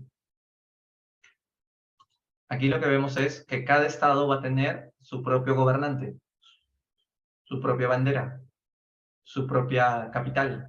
Pero Santa Cruz será jefe de todo. Entonces la respuesta sería que lo que hace Santa Cruz es un Estado federal. Como los Estados Unidos, ¿no? Estados Unidos también, cada estado tiene su propio gobernador, sus propias leyes, pero Biden es el jefe de todo. Igualito lo que hizo Santa Cruz, convertirnos en un Estados Unidos querido. Por otro lado, económicamente hablando, sí es liberal. Ojo, no te olvides que él ama los 2 estados del sur porque tienen una economía abierta. O sea, uno puede ser autoritario para una cosa y liberal para otro tema. Santa Cruz era liberal en lo económico, pero autoritario en lo político, porque era un dictador boliviano militar. También de una ley, la llamada Ley de Puertos Libres. Según la Ley de Puertos Libres, acá lo vemos mejor, se declara puertos libres a Paita, Callao, Arica y Cobija. ¿Pero por qué libres? ¿Libres de qué? Libres del cobro de impuestos. Es decir, si los barcos ingleses se vienen de frente a estos puertos, el Perú no le va a cobrar impuestos a las mercancías que traiga Inglaterra de su revolución industrial. ¿Y por qué no le va a cobrar? Con la condición de que los ingleses no le lleven comercio ni a Chile, ni a Argentina, ni a ningún puerto. Que se vengan de frente con nosotros. Que nos den la prioridad geopolítica a nosotros. Pero si los ingleses primero comercializan con Valparaíso o Buenos Aires, Cuando vengan aquí, ahí sí les vamos a cobrar impuestos a sus mercancías y el doble de aranceles todavía, el doble. Por eso los ingleses prefirieron venirse de frente, darnos la preferencia a nosotros, y Chile y Argentina nos empezaron a odiar, ¿no? ¿Por qué? Porque la preferencia la teníamos nosotros. Y lo que busca Santa Cruz con eso es tener el control comercial de todo el Océano Pacífico. Y claro, las consecuencias que trajeron la ley de puertos libres no solamente fue que Chile nos empezó a odiar, sino también que las mercancías inglesas que llegaban al Perú, al no pagar impuestos, porque nosotros no le cobrábamos impuestos, entraban caras o baratas. Dímelo tú. Las mercancías inglesas que no pagan impuestos entran y acá se venden caras o baratas. Obviamente baratas, claro, se venden baratas porque no necesitan subir el precio. ¿No ves que el Perú le bajó aranceles? No le cobra aranceles. Y eso genera el odio ¿de quién? ¿De los comerciantes del norte o del sur? Claro, tú lo has dicho, como desplazan a nuestros productos, eso genera el odio del norte, porque los del norte son proteccionistas. Los del norte no tienen vínculos con Europa. Los del sur sí. Los del norte son más de una economía cerrada. ¿Por qué? Porque los del norte producen sus talleres sencillos. Por ejemplo, su taller, por ejemplo, un taller de telas peruana, ahí en Cajamarca. Un telarcito tiene el paisanito, un telar, así como las que hacen las polleras. Y con ese telar vende sus polleras, vende sus chullitos, ¿no? Es dueño de su telar. No gana mucho, pero sobrevive. Hasta que vienen las mercancías inglesas. Una camisa inglesa, un sombrero inglés, y que está más barato que el chullo del cajamarquino. Entonces los peruanos alienados compramos un sombrero inglés, nos lucimos y encima está barato y encima es de buena calidad porque el gobierno de Santa Cruz no le está cobrando aranceles. Entonces el norte tiene motivos para odiar el libre comercio. En conclusión, el norte odia al sur. Y el sur no se lleva con el norte. Y encima Chile y Argentina nos cocinan una guerra. Y encima Ramón Castilla y Gamarra y otros militares que estaban hartos de que Bolivia domine en la Confederación, eran deportados a Chile por Santa Cruz. No te olvides que Santa Cruz es un dictador. Votó del Perú a muchos peruanos. Y encima Lima también odia a Santa Cruz por su cara de indio. La Lima derechista no soporta a un cholo como Santa Cruz, porque tiene orígenes aymaras, dicen, ¿no? Entonces, así como Castillo, ¿no? Igualito. Gracias, gracias. Así como Castillo. Que tenía, pues, la destitución de Castillo siempre tuvo sesgos racistas, al margen de que era corrupto también y que estaba embarrado con muchas cosas. Entonces, ocurre eso. Entonces, la Confederación no duraría mucho y se da la guerra, que seguimos las campañas restauradoras. Ahora, las campañas restauradoras, que es la guerra de Chile contra la Confederación, que fueron dos, también puede ser vista como una guerra no solo de Chile contra la Confederación Perú-Boliviana, sino también puede ser vista como una guerra de peruanos contra peruanos. Ya sabes qué peruanos son. Los del norte odian a los del sur. Y Chile apoya a los del norte. Mientras que al sur está apoyando Santa Cruz, Bolivia. Entonces puede ser vista tanto como una guerra internacional, Perú, la Confederación y Chile, internacional, y una guerra civil entre nosotros. Incluso los dos Perús, si se hubiesen seguido peleando, hubiese ocurrido que se divida la mitad del Perú, un país, y hubiesen habido dos Perús. El Perú posiblemente hubiese terminado como Corea, ¿no? Corea del Norte, Corea del Sur, Perú del Norte, Perú del Sur. Y eso no es una posibilidad en la actualidad. Eso hoy podría ocurrir también, o sea, pasó cuando llegó a la segunda vuelta Keiko con Castillo. ¿No se acuerdan lo que decían los limeños? ¿Cómo es posible que Castillo lo quiera? ¿No? Keiko es la mejor. Entonces algunos limeños estos decían, ya, mira, que hayan dos Perús, que el sur lo gobierne Castillo y que el norte nos gobierne Keiko. Que Lima quiere con Keiko, pues, ¿no? Lima es fujimorista, ustedes lo saben, ¿no? Porque viven acá. Lima odia a los cholos, Lima odia a los presidentes comunistas incluso, o de izquierda, no necesariamente comunistas, conservadores. Ya, entonces eso ocurre acá, y la guerra termina en la batalla de Yungay, la batalla de Yungay-Ancash, se muere la Confederación, y increíblemente Castilla y Gamarra se unieron a los chilenos, y le ayudaron también a derrotar la Confederación, pero no le llames traidores a Castilla y Gamarra, no les llames traidores, porque ellos lo hicieron por amor al Perú, porque estaban hartos que Bolivia domine la Confederación. Y entonces Chile nombra a Gamarra presidente por segunda vez, pero como eso es ilegal, Gamarra se va a legitimar porque el Congreso lo nombra presidente constitucional y de pasadita una constitución nueva se hizo, sería la del 39. Hasta aquí, ¿cuántas constituciones el Perú había tenido, no? Vamos a hacer un resumen. La constitución del 23, la de Bolívar 26, la de Lamar 28, la de Orbegoso 34, la de Santa Cruz y su confederación 37, y esta, la del 39. Esta, la del 39, ha sido la más autoritaria de todas las constituciones. Por ejemplo, la mayoría de edad a los 25 años. Sí a la pena de muerte. Para ser presidente, requisito indispensable, una edad mínima de 45 años. Y algo curioso de esta constitución es que esta constitución es la primera constitución donde ya se da el derecho a la moción de vacancia por incapacidad moral. Por incapacidad moral. ¿Ya? O sea, ¿qué entendían ellos por incapacidad moral? Que el presidente se vuelve loco. O sea, loco de locura, de verdad, que pierde la conciencia, que se vuelve demente. O sea, esa era la incapacidad moral que nace con esta constitución. Ahora pues lo interpretamos como nos da la gana mañosamente lo que es incapacidad moral, ¿no? Ahora, Gamarra le declara la guerra a Bolivia, está loco Gamarra. O sea, al final no estaba loco, pero se volvió loco, porque ¿cómo le va a declarar la guerra a Bolivia? Quiere volver a hacer la confederación y que Perú domine a Bolivia, Bolivia al final no quiere, hubo una guerra, lo matan a Gamarra en plena batalla de Inca. Muere Gamarra. Al morir Gamarra, el Perú entra en una terrible anarquía, la llamada anarquía militar. El Perú en 4 años llegó a tener 8 presidentes, imagínate. Esto es una locura. No te vayas a estudiar esto no te va a venir. De los 8 presidentes, el más importante fue Vivanco, que duró 2 años, pero otros duraban una semana, 3 días, 2 horas, ¿no? Entonces, este desorden anarquista llegó a su fin. Mira cuánto presidente hemos tenido en 4 años. Con Ramón Castilla, que puso orden, y entonces con él se inicia la llamada prosperidad falaz o apogeo del guano. Y acá sí tenemos que entrar con pinzas, porque de acá vienen muchas preguntas de misión. Jorge Basadre le llama prosperidad falaz a la época donde el Perú se hizo próspero por la venta del guano, pero todo terminó siendo una mentira, una falacia, un engaño, una ilusión, porque todo terminó en un acto terrible de corrupción. Se mantienen los gobiernos militares, ¿de acuerdo?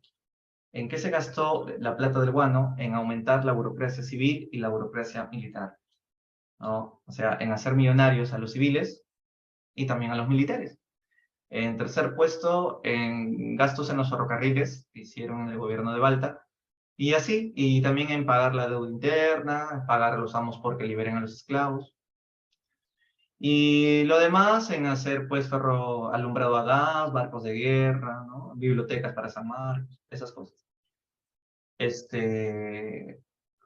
Deuda externa, es interesante porque el Perú tenía mucho dinero. Bueno, no teníamos aún el dinero porque primero teníamos que vender el guano y de ahí recién caía el dinero. Pero el Estado confiado que el guano pues nos iba a dar en el futuro muchas ventas, mucho dinero, Perú se endeudaba con otros países. Y la garantía era las futuras ventas del guano. Y al final el guano se acabó y el Perú siguió siendo pobre y estábamos endeudados. Por eso la guerra con Chile nos agarra en bancarrota. Se enriquecieron los consignatarios, que era la élite criolla. Ahorita vamos a hablar de ellos con detalles. Consignatarios. Estos consignatarios son los que vendían el guano y se agarraban jugosas comisiones. Por eso se volvieron plutócratas, capitalistas.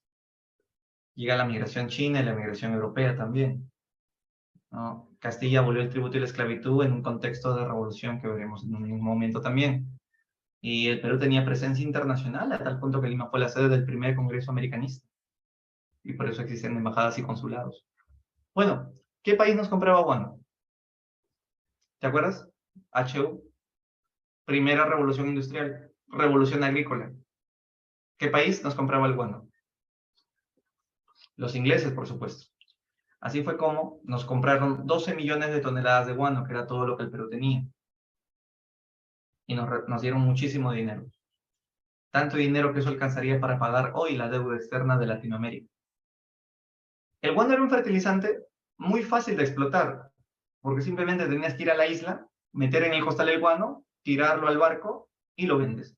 No es como hacer tu empresa, ¿no? Que arriesga capital, me comprarán, no me comprarán, quebrará, que la competencia, que no. No, acá es sencillo. Pero el Estado no tenía experiencia administrativa. El Estado era un Estado joven, teníamos 20 años recién de nacidos como país. Entonces, el Estado cometió muchos errores. Entre ellos estaba creer que lo más sencillo era alquilar las islas de guano. O sea, inicia a través del arrendamiento. La explotación del guano se inicia a través del sistema del arrendamiento. El Estado alquila las islas a un particular, pero este particular, que se llamaba Quirós, ganaba más plata alquilando que el mismo Estado, porque vendía millones de toneladas de guano y solo le pagaba al Estado el alquiler de 1.000 pesos mensuales, y él sacaba como 5 millones mensuales de venta guanera. Ya en el gobierno de Castilla, porque lo del arrendamiento fue con Gamarra, segundo gobierno de Gamarra, ya con el gobierno de Castilla se inicia lo de los consignatarios, y hay dos tipos de consignatarios, los peruanos y los extranjeros. Los peruanos o nacionales son los que más roban, se quedaban con más jugosas comisiones. También estaban los consignatarios ingleses o los GIPS. Ellos roban menos, su comisión es menor. Por eso es que el Estado con quién prefería hacer contratos, con los peruanos o con los extranjeros, con los consignatarios nacionales o con los GIPS de Inglaterra. Sin duda, el Estado prefería hacer trato con los consignatarios ingleses. Y con ellos, inicialmente, se hacía el negocio del guano, pero los consignatarios nacionales protestaron ante el Congreso exigiendo que el Estado debería de darles la prioridad de vender guano a los consignatarios nacionales. Ellos se consideraban que eran hijos del país, que era lo mismo que decir que somos hijos del guano. Y el Estado finalmente, bueno, en el año 1862, para ser exacto, el Congreso autoriza a que sean los consignatarios peruanos los que vendan el guano y que no los GIPS o los franceses que eran de la Casa Allier, que eran otros consignatarios. Habían varios extranjeros acá. Pero, profe, no entiendo cómo es el negocio del guano con un consignatario. Ya, lo que pasa es que el consignatario vende el guano en nombre del Estado. El consignatario no es el que agarra el guano con su mano, no. Él contrata a los chinos, a los indios, a los polinesios, ¿no? Que quieran trabajar ahí. Entonces, los consignatarios se encargan de ver que correctamente llegue el guano hasta Inglaterra, ve por los impuestos, el flete, los barcos, las aduanas y todo lo respectivo eso, ¿no? Y entonces el consignatario recibe el dinero de Inglaterra, se lo entrega al Estado, porque es plata del Estado, pero se queda con su comisión. Pero el Estado es ciego porque no se pone a investigar si le está dando la rendición de cuentas reales, y el consignatario le miente al Estado diciéndole que hemos vendido tanto y me corresponde esta comisión que es mínimo porcentaje, pero en el fondo no le había dicho que habíamos vendido triple de eso y él se quedaba con todo lo demás. Así se roba en el Estado. Entonces, todo eso está documentado en el libro de Alfonso Quirós, Historia de la corrupción en el Perú. Pero Heraclio Bonilla es uno de los más bacanes historiadores que escribió Guano y Burguesía, ¿no? Pero también ha recibido sus críticas, como todo trabajo de investigación. Entonces, el guano se acabó y el Perú siguió siendo pobre como siempre. Eso se llama prosperidad falaz. Ya con el contrato Dreyfus se pone fin a la corrupción de los consignatarios, pero eso lo veremos en el gobierno de Balta. Vamos empezando primero con Castilla. Bueno, Castilla entonces llega al poder después de haber acabado con la anarquía militar que te decía hace un momento, y con el dinero que le cayó al Estado, que sí le cayó obviamente bastante en su momento, claro, le hubiese caído más si es que no hubiese habido corrupción, pagó la deuda externa y la deuda interna. Castilla decía, todos aquellos peruanos que le prestaron dinero al Estado desde las guerras de independencia, traigan su vale y yo les voy a pagar. La deuda interna incluye a todos aquellos peruanos que quedaron afectados por alguna u otra razón por culpa del Estado. Por ejemplo, peruano, si el Estado, sin querer queriendo, en una guerra civil, metió un cañón para acabar con mi enemigo político y ese cañón apuntó mal y te voló tu casa, y yo te debo una casa. Perdóname que hace 20 años te debo una casa y no te la he pagado. Ahora sí, hay plata. Vengan con su título de su casa, cuánto vale su casa, que le destruí sin querer queriendo y le pago su casa. Peruano, a ti te expropié tu vaca porque había que preparar caucao para los húsares de Junín, porque al día siguiente era la batalla de Junín. Y te debo una vaca, ya pasa por caja, con tu vale, cuánto vale tu vaca, y la firma del presidente de la época, ¿no? Si era Bolívar, no sé quién, y te pago tu deuda. Entonces, eso fue muy importante porque el Estado, al tener mucho dinero, ni modo que el Estado se quede con ese dinero, ¿no? Sería muy egoísta. Ese dinero del Estado es mejor dárselo a todos los peruanos. Y qué mejor que dárselo a través del pago de la deuda interna. Entonces, con lo de los consignatarios, ya te conté cómo era la cuestión aquí, que roban. Llega la migración china también. Los chinos llegan para trabajar en las haciendas, pero luego los mandamos al guano y luego los mandamos a los ferrocarriles. No vinieron como esclavos, vinieron como asalariados, firmaban contratos de 7 años, se les pagaba 3 pesos al mes. Eso sí fue terrible de nosotros, le pagábamos muy poco sueldo, eran insultados, maltratados, castigados, y luego los mandamos al guano, donde tenían una salubridad horrible. Vivir en una isla de guano apestosa y maloliente era espantoso. Los culis chinos fueron muy maltratados por los peruanos, y por eso en la guerra con Chile los chinos se unieron a los chilenos y entraron a Lima, un batallón de chinos, entraron con la bandera chilena. Eso es algo que los peruanos lo considerábamos una gran traición. También se compraron barcos de guerra, el barco El Rima. El Perú se armó mucho, se hizo el primer ferrocarril Lima-Callao, el primero de Sudamérica, no solo de Perú. Y hubo otro debate entre liberales y conservadores sobre si hay derecho que el indio vote o no vote. Pero no solamente si el indio tiene derecho a votar o no, sino si un analfabeto indígena quiere ser presidente del Perú, ¿tiene derecho a lanzarse o no? ¿Qué dicen los liberales? Pero por supuesto, lo que importa es la soberanía del pueblo. Si el pueblo lo quiere, le tiene carisma y vota por él, que gobierne, ¿no? Esa es la soberanía del pueblo. Los conservadores como Bartolomé Herrera dicen no, unos han nacido para mandar y otros han nacido para obedecer. Los capaces nomás tienen que mandar, los otros tienen que obedecer. Soberanía de la inteligencia. Dios decide quién nace inteligente y quién nace burro. Y Dios ha decidido que los blancos nacen inteligentes y los indios nacen ignorantes, ¿no? Entonces, el debate entre liberales y conservadores nuevamente se armó. Bien, es lo más importante que te puede venir de Castilla, lo de las deudas y lo de los culis chinos, ¿no? Cuando el guano se fue acabando, los chinos, ¿a qué se dedicaron? A trabajar en las haciendas, sobre todo en las haciendas. El guano y ferrocarriles fue después. Ahora, ¿por qué traer chinos? ¿Acaso no había mano de obra acá? Lo que pasa es que como Castilla abolió la esclavitud, nos quedamos sin mano de obra. Entonces, los chinos vinieron a reemplazar a los negros. Solo que estos chinos cobran, pero les pagábamos muy poquito, ¿no? Los chinos vinieron porque estaban huyendo de su país porque había una tremenda guerra civil allá.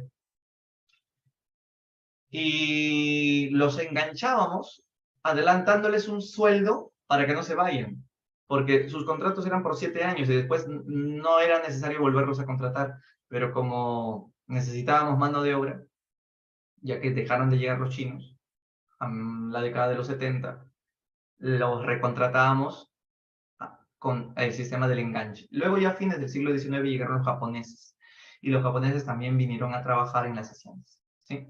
Las migraciones han sido muy interesantes, ¿no? Incluso en el gobierno de Echenique, y ya entrando a Echenique, llegó la migración alemana, austriaca, irlandesa, y los llevamos a la selva del Posuzo, ¿no? Las migraciones de Europa a la selva era un proyecto no solamente para que ellos trabajen en la agricultura, sino también para que nos enseñen sus técnicas. O sea, la mentalidad del peruano o del Congreso, del gobierno en esa época era: los europeos tienen buenos modales, los europeos tienen buena educación, los europeos son un ejemplo a seguir.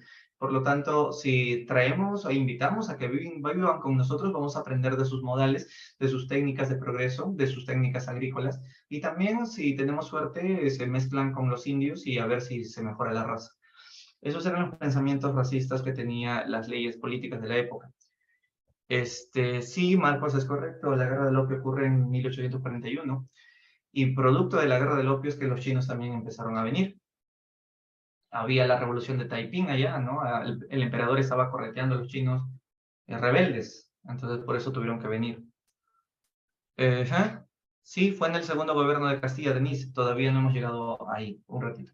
Con Echenique estalla, bueno, primero se firma el Tratado Herrera da Ponte Ribeiro, en el cual con Brasil vamos a tener libre navegación por el río Amazonas. Ese era el tratado, ¿no?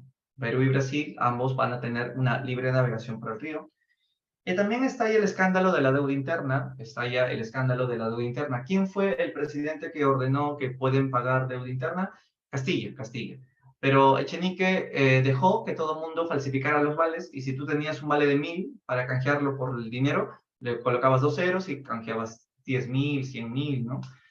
Y algunos que nunca habían prestado plata, falsificaban cualquier vale y colocaban un número cualquiera y una firma falsificada. Y como el Estado no tenía forma de saber cuál es vale falsificado y cuál no, pagaba nomás. O sea, incluso Echenique sabía de ello y dejaba que todos roben. ¿Por qué? Su filosofía económica era esta. Si todos roban, van a ser empresarios. Y si son empresarios, el Perú necesita empresas. Y así van a dar trabajo a muchos pobres. Y así el Perú tendrá un desarrollo capitalista como Europa. Si no dejo que se enriquezcan algunos peruanos, el dinero va a seguir en manos del Estado. Y no es el chiste que el Estado tenga el dinero tiene que regresar a los peruanos. ¿Y qué mejor manera que regresárselos cuando cobren su deuda interna? Entonces la gente se hizo millonaria falsificando vales. Pero eso es ilegal, pues, ¿no? Eso es una corrupción legal. Esa es una forma astuta que tuvo Echenique de legalizar la corrupción. Por eso el golpe de Estado vendrá. Y el golpe vino de Ramón Castillo. Entonces, Castilla le llamó a este golpe de Estado Revolución Liberal. La Revolución Liberal, sí, también se paga la deuda externa, Marcos, lo dijimos con Castilla en su primer gobierno. No se pagó toda la deuda, pero gran parte de ella sí. Entonces, Castilla le hace el golpe a Echenique y le pide ayuda a los esclavos y a los indígenas. ¿Por qué le llama a su Revolución Liberal? Porque él quiere que el Perú crea que Castilla es liberal. ¿Por qué a Castilla le conviene que el Perú crea que él es liberal? Para que el Congreso lo nombre presidente. No te olvides que al Congreso le gusta más nombrar presidentes liberales que autoritarios, ¿no? Porque si el Congreso nombra un autoritario, se agarra el Congreso el presidente. Castilla se disfraza de liberal. Realmente no era liberal, era conservador. Pero se disfrazó bien de liberal. ¿Y cómo podemos probar que se disfrazó de liberal? Porque liberó al negro y liberó al indio. Liberó al esclavo y liberó al indio del tributo indígena. Y lo hizo en pleno golpe de Estado. Entonces, de esa manera, abolió la esclavitud y el tributo en la revolución contra Echenique. Luego le pagó al amo lo que le costó cada esclavo. Y abolió el tributo indígena porque no necesito de tu limosna indio porque el Perú tiene tanto y de ahí nos cae todo el dinero. Así que no necesito tu tributo. Bien, entonces el Congreso lo nombra a Castilla otra vez presidente, segundo gobierno de Castilla, pero como él se había disfrazado de liberal, tuvo que firmar una constitución liberal que en el Congreso hizo. Recuerda que en un gobierno liberal el Congreso domina al presidente. Castilla firmó la constitución a regañadientas, porque él nunca le gustó ser liberal, pero la tuvo que firmar porque tiene que seguirse disfrazando. Pasaron 2 años y no aguantó más y se rebeló, ¿no? Y se cerró el Congreso y le dijo al Congreso, les mentí, no aguanto más con esta mentira, yo nunca he sido liberal, yo soy conservador, y se disuelve el Congreso y vamos a dar una nueva constitución, la constitución moderada del año 60. Que por cierto fue la constitución que más años ha durado en toda la historia. ¿Y por qué? Porque es una constitución que no es ni muy liberal ni muy autoritaria. Castilla finalmente se dio cuenta de que lo mejor era quedar bien con los dos tipos de peruanos. ¿Cuáles son los dos tipos de peruanos? Los liberales y los autoritarios, pues.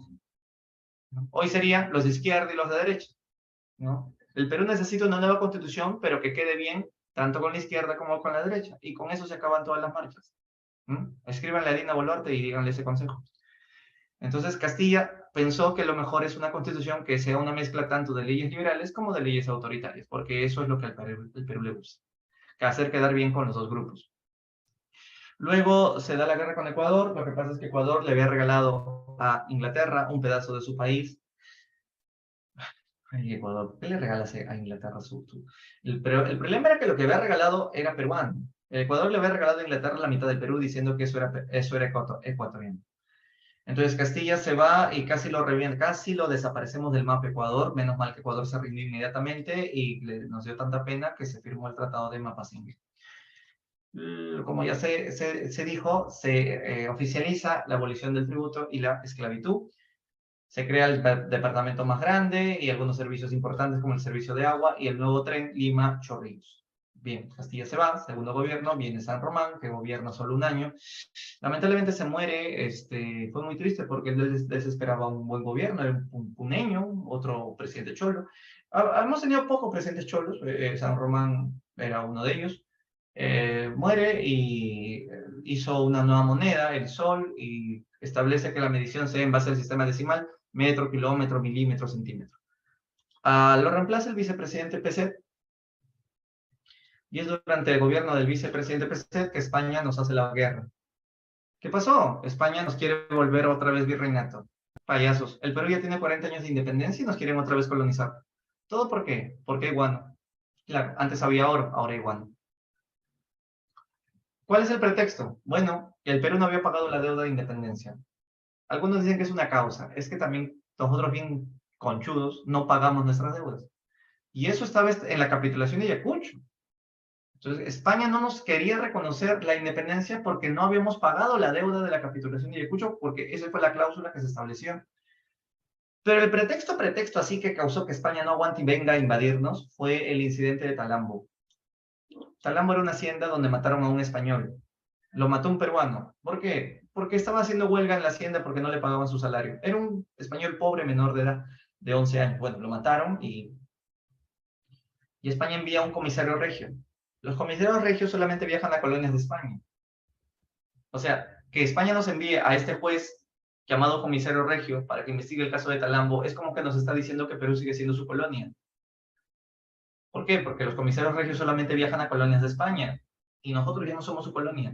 Se apoderan de las Islas Chincha y desde ahí nos amenazan, diciendo que van a destruir el Perú si es que no cumplimos las siguientes condiciones.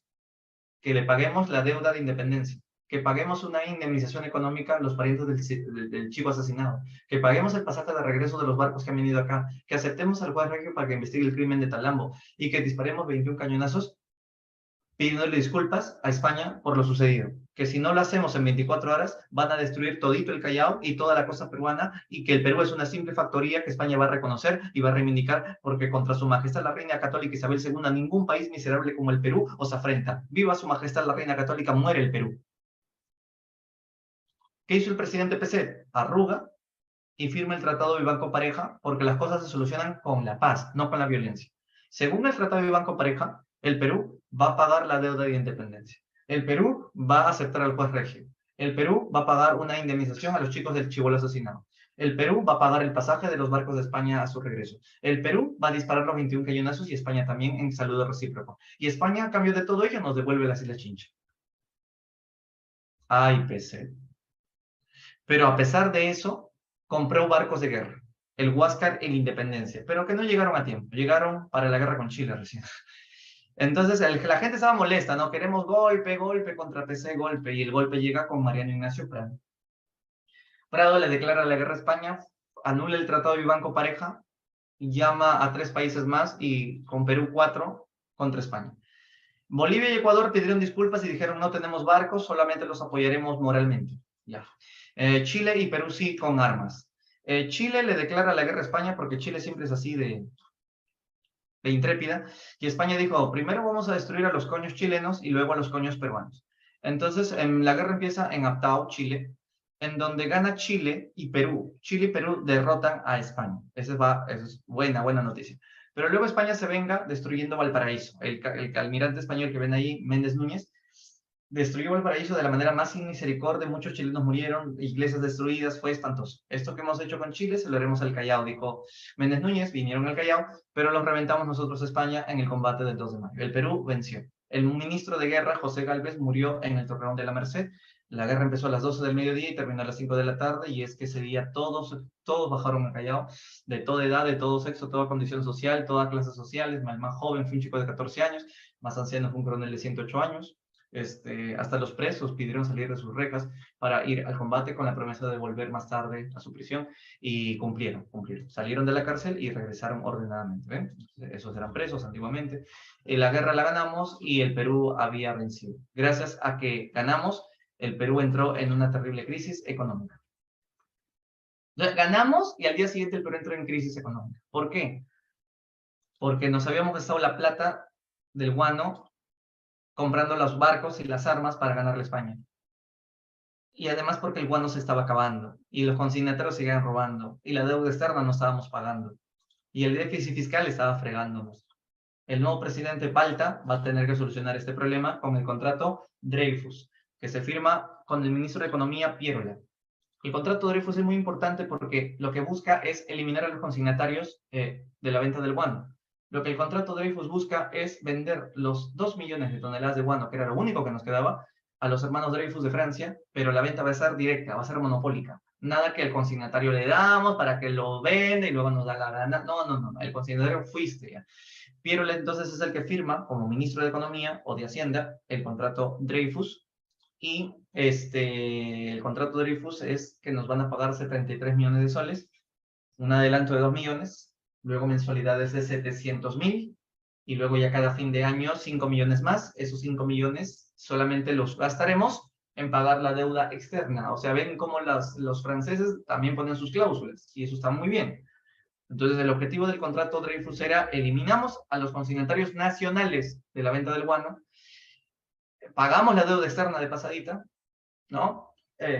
Saneamos el déficit fiscal, y con lo que nos reste, hagamos obras públicas. La más importante obra que se nos ocurrió fue hacer ferrocarriles. La idea de hacer ferrocarriles era que lleguen hasta la sierra para traer minerales, petróleo, gas, trigo y todas las riquezas. El Perú es un país muy rico, entonces ¿por qué somos tan pobres?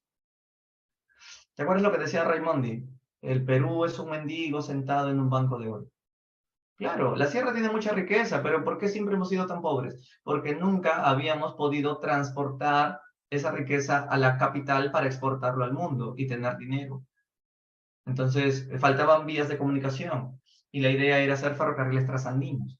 No como los de Lima Callao, Lima Chorrillos que hizo Castilla, no, esos son más que todo urbanos. Esos tienen que ser trasandinos o de penetración. Entonces, se planeó hacer esto. Correcto, Denise, con el contrato de Dreyfus se entregó lo último que nos quedaba del guano. Después de eso, bueno, seguiremos teniendo guano, pero ya el conchito nada más en todo caso. Sí, pues. El problema es que no habían ingenieros para que hagan esos trenes. Para nuestra buena suerte había un ingeniero norteamericano llamado Henry Mays, y Mays dijo que él sí sabía hacer estos ferrocarriles porque tenías que atravesar cordilleras, abismos. Tú sabes que la geografía andina es un asco, y para hacer una vía de tren por allá tienes que saber hacer todas las vigas y los túneles y toda la cuestión esta. Y Mays era un capo en esto, ¿no? Entonces le dimos sus honorarios para que trabaje. Y eso que nos endeudamos con Francia, porque le pedimos 3 préstamos a Francia.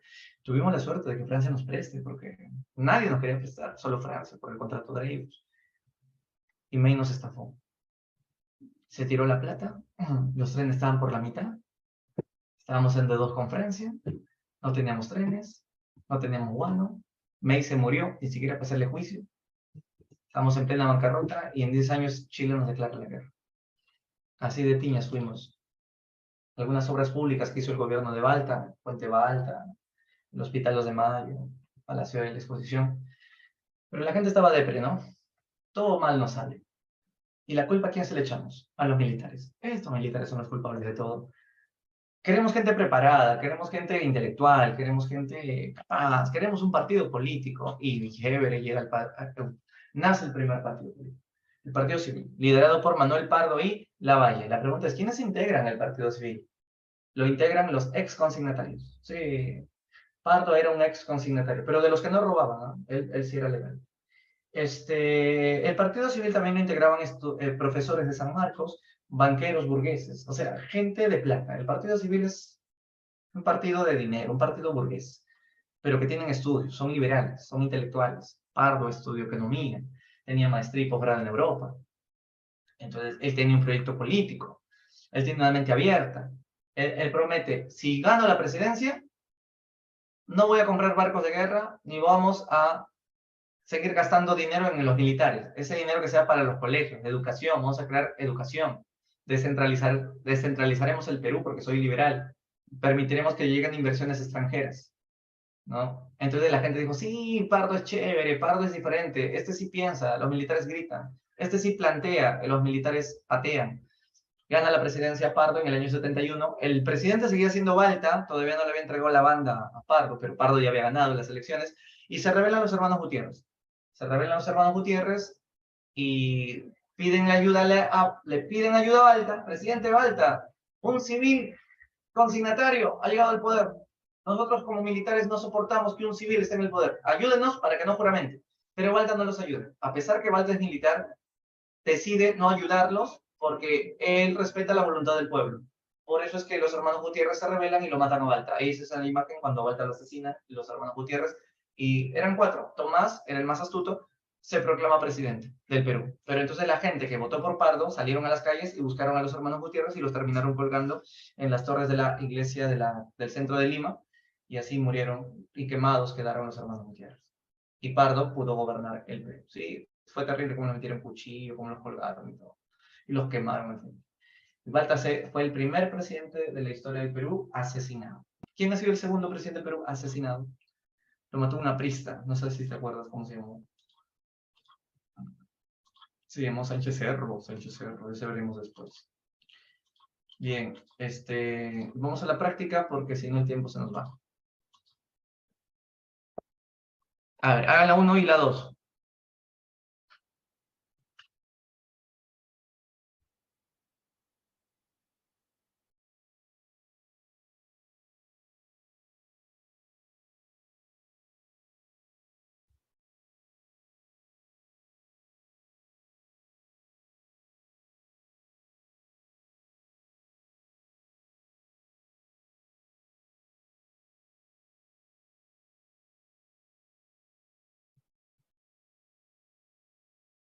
Ya, ¿qué salió en la 1?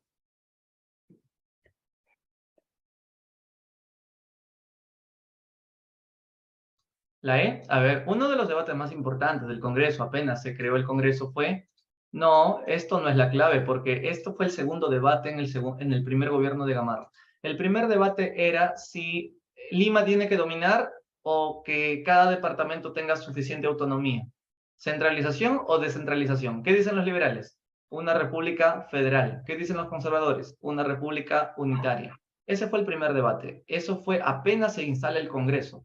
El segundo debate es el que me has dicho, la E. Eso fue en el gobierno de Gamarra. Entonces, ¿cuál es la clave reivindica de la 1?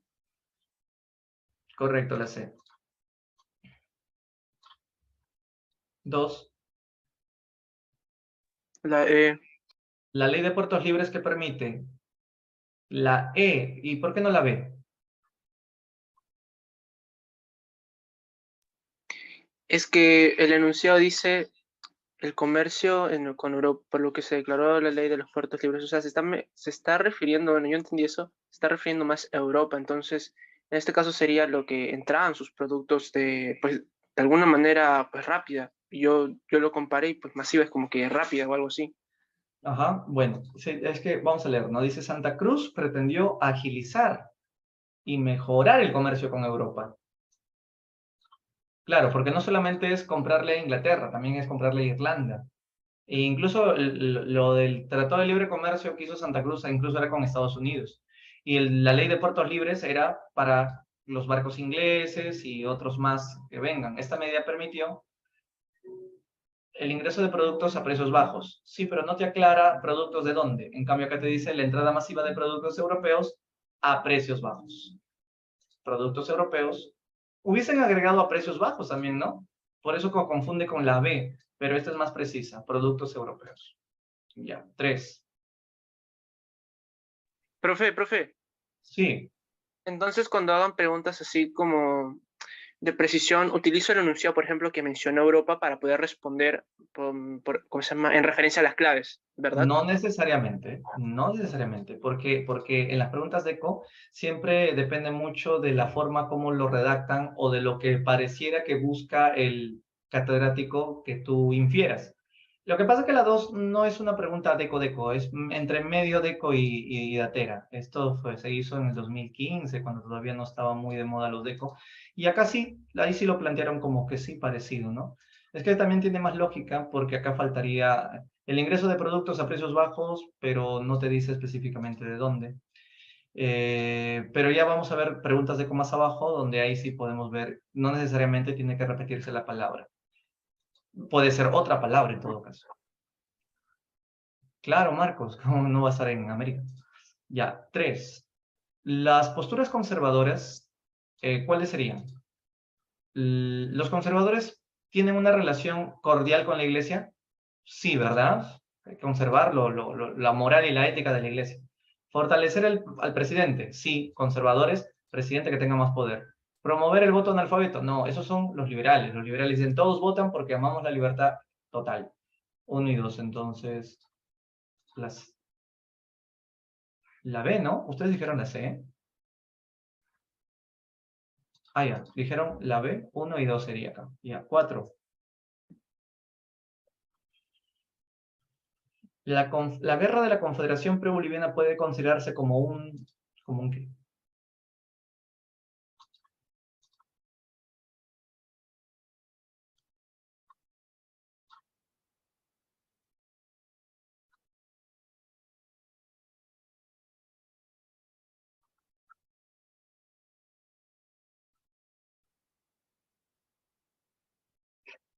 Ajá. Marco dice la C. Un proyecto fallido de reunificación nacional. Reunificación nacional. Antes Perú y Bolivia estaban unidos y había que reunificarlo. Acá te está hablando de la guerra de Chile contra la Confederación. Este proyecto ganó el apoyo de diversos grupos políticos, especialmente en el surandino debido a sus vínculos sociales y económicos con Bolivia. En ese sentido, los combates por la Confederación pueden ser considerados como... ¿Te acuerdas que te hablaba de que se puede hablar de una guerra entre los comerciantes del norte versus los comerciantes del sur? Y al mismo tiempo Chile apoyó a los comerciantes proteccionistas del norte. Entonces, hay una clave que vincula mucho más esa explicación que habíamos hecho, y esa, claro, ahora sí se dieron cuenta, es la A. Conflicto a la vez interno o guerra civil y ahí internacional, que lo hizo Chile. Profe, Mira, sí, dime. cuando menciona entonces solamente un país que no sea el propio, ¿ya consideramos internacional? Sí, ¿no? Es una nación contra otra nación. Chile es una nación, pero es otra nación. No necesariamente tiene que estar en otro continente para que se diga internacional, ¿no? Entonces, son problemas internacionales o entre naciones. Pueden ser vecinos, lejanos o cercanos. Está bien por eso. Sí, sí. Está bien, profe. Gracias. Entonces dice, mira, Pardo y Aliaga es un conservador. Pardo y Aliaga es uno de los que criticaba duramente a Santa Cruz porque era cholo. Pardo y Aliaga está en contra de que todos voten. Y vamos a ver lo que dice en su texto, que se titula Ciudadanía. Dice, gózala el peruano a la edad de ayunar. O sea, cuando eres menor de edad, tú gozas, porque no tienes obligaciones. La cortapisa de oficio e instrucción es lujo vano. ¿Qué significa esto? Dice que de qué vale que tengas trabajo, de qué vale que tengas educación por las puras. ¿Por qué? Porque todo el mundo está votando, hasta los analfabetos están votando. Está molesto por eso. La propiedad no es condición precisa, claro, porque antes los que tienen propiedades y ganan mucha plata son los únicos que pueden tener derecho al voto y ser ciudadanos. Los que son pobres no pueden ser ciudadanos más que pasivos. En cambio, los poderosos y ricos son ciudadanos activos. No obstante, se aconseja al ciudadano tener un pantalón y una camisa. Claro, porque como todos los pobres pueden votar, los pobres van calatos a votar porque no tienen, son pobres, parecen unos zarrapastrosos y van a su centro a votar. Que aunque no es ilegal votar en cueros, claro, él dice, bueno, no es ilegal ir tan desnudo porque no tienes ni plata para una ropa, guardar conviene el que dirán sus fueros, o sea, es importante el que dirán, ¿no? O sea, cuidado, o sea, no te vayan a guardar confiere el que dirán, ¿no? ¿Qué dirán tus vecinos, ¿no? También el manumiso, y allá va eso, o sea, el manumiso es el negro que ya no es esclavo, que ha sido liberado. También el manumiso ejerce en el Perú ciudadanía, está preocupado, hasta los negros votan, qué terrible. Y por supuesto, si en el Congreso ocupará, si se le antoja, un día. O sea, hasta un negro puede ser congresista. ¿Cuándo se ha visto eso? Eso es lo que le preocupa. Entonces, ¿qué le preocupa en general a este conservador?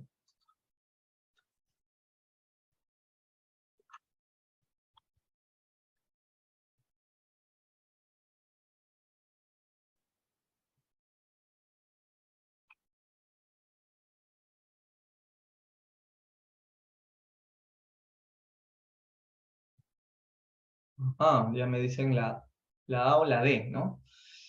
La D, la restricción de la ciudadanía por criterios económicos de oficio e instrucción. No, eso no le preocupa. Porque si le preocupara eso, no diría que a la restricción. O sea, él estaría de acuerdo. Sí, que solo los que tengan oficio y profesión, solo ellos pueden votar. Se les restrinja. Sí, estoy de acuerdo con eso, se les restrinja. Eso estaría bueno, dice Pardo. ¿La C? El derecho de los esclavos a votar y la posibilidad de ser elegidos como congresistas. Sí, le preocupa esto. Pero no solamente de los negros, sino en general. Porque si tú dices que solo le preocupa lo de los negros, diría que está de acuerdo que los indios voten y que los negros no voten. No, le preocupa todo. Porque son considerados inferiores a esas razas. Entonces sería la A. Le preocupa cómo es posible que los liberales hayan dado la igualdad política y derechos ciudadanos a los sectores más populares. ¿Cómo es posible? Decía eso. Esa es la generalidad, entonces. Siguiente, sería la pregunta 6. ¿Quién dirigió la resistencia nacional? Ay, perdón. En la guerra con Chile. Ah, ese es... Todavía no hemos hecho guerra con Chile, ese es Cáceres. Ya, cuando los españoles se apoderaron de las Islas Chincha, ¿quién lideró la resistencia? Porque hizo el golpe de Estado y le dio la resistencia desde el Estado. El presidente, pues. ¿Quién hizo el golpe a Pezet? Prado, ¿no? Formó la cuádruple alianza. Característica de la prosperidad falaz. ¿Qué caracteriza la prosperidad falaz? ¿Quiénes se enriquecieron más con la plata del guano? La burocracia, civil y militar. Civil, consignatarios, militares los que están en el poder. ¿Por qué aumentaron los ingresos al Estado? Ah, esto es facilísimo, ya no tengo ni que explicar, por el guano, ¿no? A ver, luego dice, durante el gobierno de Echenique estalla la Revolución Liberal, la revolución que le hizo Castilla. ¿Cuál es la causa de que Castilla le haga el golpe a Echenique? ¿Cuál fue la razón por la que Castilla le hizo el golpe a Echenique? Por el escándalo de la deuda interna, ¿no? Los vales de la consolidación, el gran despilfarro fiscal, pero mejor sería decir la ley de consolidación, que es el llamado consolidación de la deuda interna. Consolidado es aquel peruano que se enriqueció ilegalmente. ¿Quiénes estaban interesados en que vengan los chinos coolies? Principalmente porque acá no había mano de obra, y estoy hablando antes del guano, porque el guano los llevaron al final.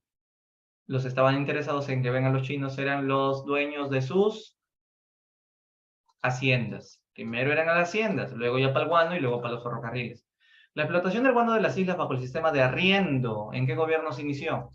Porque con Castilla ya fue de los consignatarios. Se inició en el segundo gobierno de Gamarra. En el primer gobierno de Castilla se intentó industrializar el Perú. ¿Así? Sí, Castilla hizo fábricas de fósforos, fábricas de velas. Eso es un intento de industrializar. Pero esto fracasó ¿por la qué? ¿Por qué creen? ¿Escasez de capital? No, hay algo más importante que fracasa. ¿Por qué quebraría tu tiendita de abarrotes si al costado viene Totus? ¿Por qué quebraría tu tiendita si al costado se pone Totus? Por la falta de una política proteccionista. ¿No vieron la A? Castilla es una economía abierta. Si hubiese sido una economía cerrada, habría permitido que la industria progrese y que no vengan importaciones. Una más porque el tiempo se nos fue. Desde mediados de los 50, los volúmenes de las exportaciones subieron vertiginosamente. ¿A qué se debió que suban tanto las exportaciones? Bueno, pues a la comercialización del guano. Como está fácil, una más. Ajá. Un factor que contribuyó a que resurjan las haciendas en la costa fue el empleo de ¿qué tipo de mano de obra? Haciendas, en la costa, mano de obra china. Y ahora sí, la última para que no digan. En el gobierno de Prado se anuló el Tratado de Banco Pareja. Según ese tratado, el Estado peruano, según el Tratado de Banco Pareja, el Estado peruano le va a dar muchas cosas a España. Reconocía derechos a España desde la independencia. A ver, les debo 1, 2, 3, 4. 4 preguntas. ¿Lo hacemos de una vez, sí o no? Durante el gobierno de Prado se anuló el Tratado de Banco Pareja por el cual el Estado peruano... ya puse esto. Ya, a ver, ¿a cómo sería acá? Durante el gobierno de PC se firma el tratado que fue considerado lesivo a los intereses de la patria. Se produjo la protesta de Lima y diferentes ciudades. ¿Qué ocasionó ello? Ello ocasionó el golpe de Prado, ¿ok? Desde Arequipa. Durante el gobierno de Castilla se iniciaron los pagos de nuestra deuda externa e interna. Esto fue posible gracias a los ingresos procedentes de... Obvio que del guano. Hacia mediados del siglo XX, los gobiernos del Perú se vieron envueltos en grandes hechos de corrupción. El mayor hecho de corrupción en tiempos del guano, ¿cómo se llamó? El mayor acto de corrupción fue cuando falsificaban los vales y colocaban muchos ceros, ¿cierto? Consolidación de la deuda interna con Echenique. Y una más. ¿Cómo hizo Castilla y Echenique para legalizar la corrupción? A ver, chequen ahí despacio. ¿Cómo hizo Castilla y Echenique para legalizar el saqueo del Estado a través de la corrupción?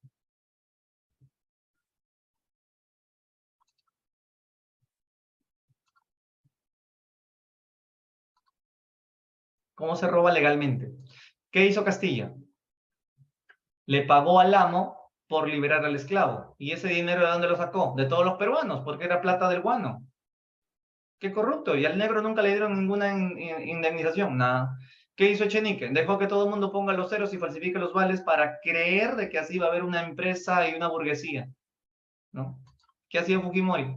Se reelegía legalmente porque estaba haciendo una interpretación a la Constitución del 23. Esa es una forma de ser corrupto legalmente. Eso se ha puesto de moda actualmente. Ya, esa sería la clave, la A. Muy bien, chicos, se acabó la clase. No me queda más que despedirme e invitarlos la próxima para nuestras últimas clases que nos van quedando. Les invito a que sigan leyendo los temas que vienen y bacán, nos vemos la próxima. Chao a todos. Bonito fin de semana.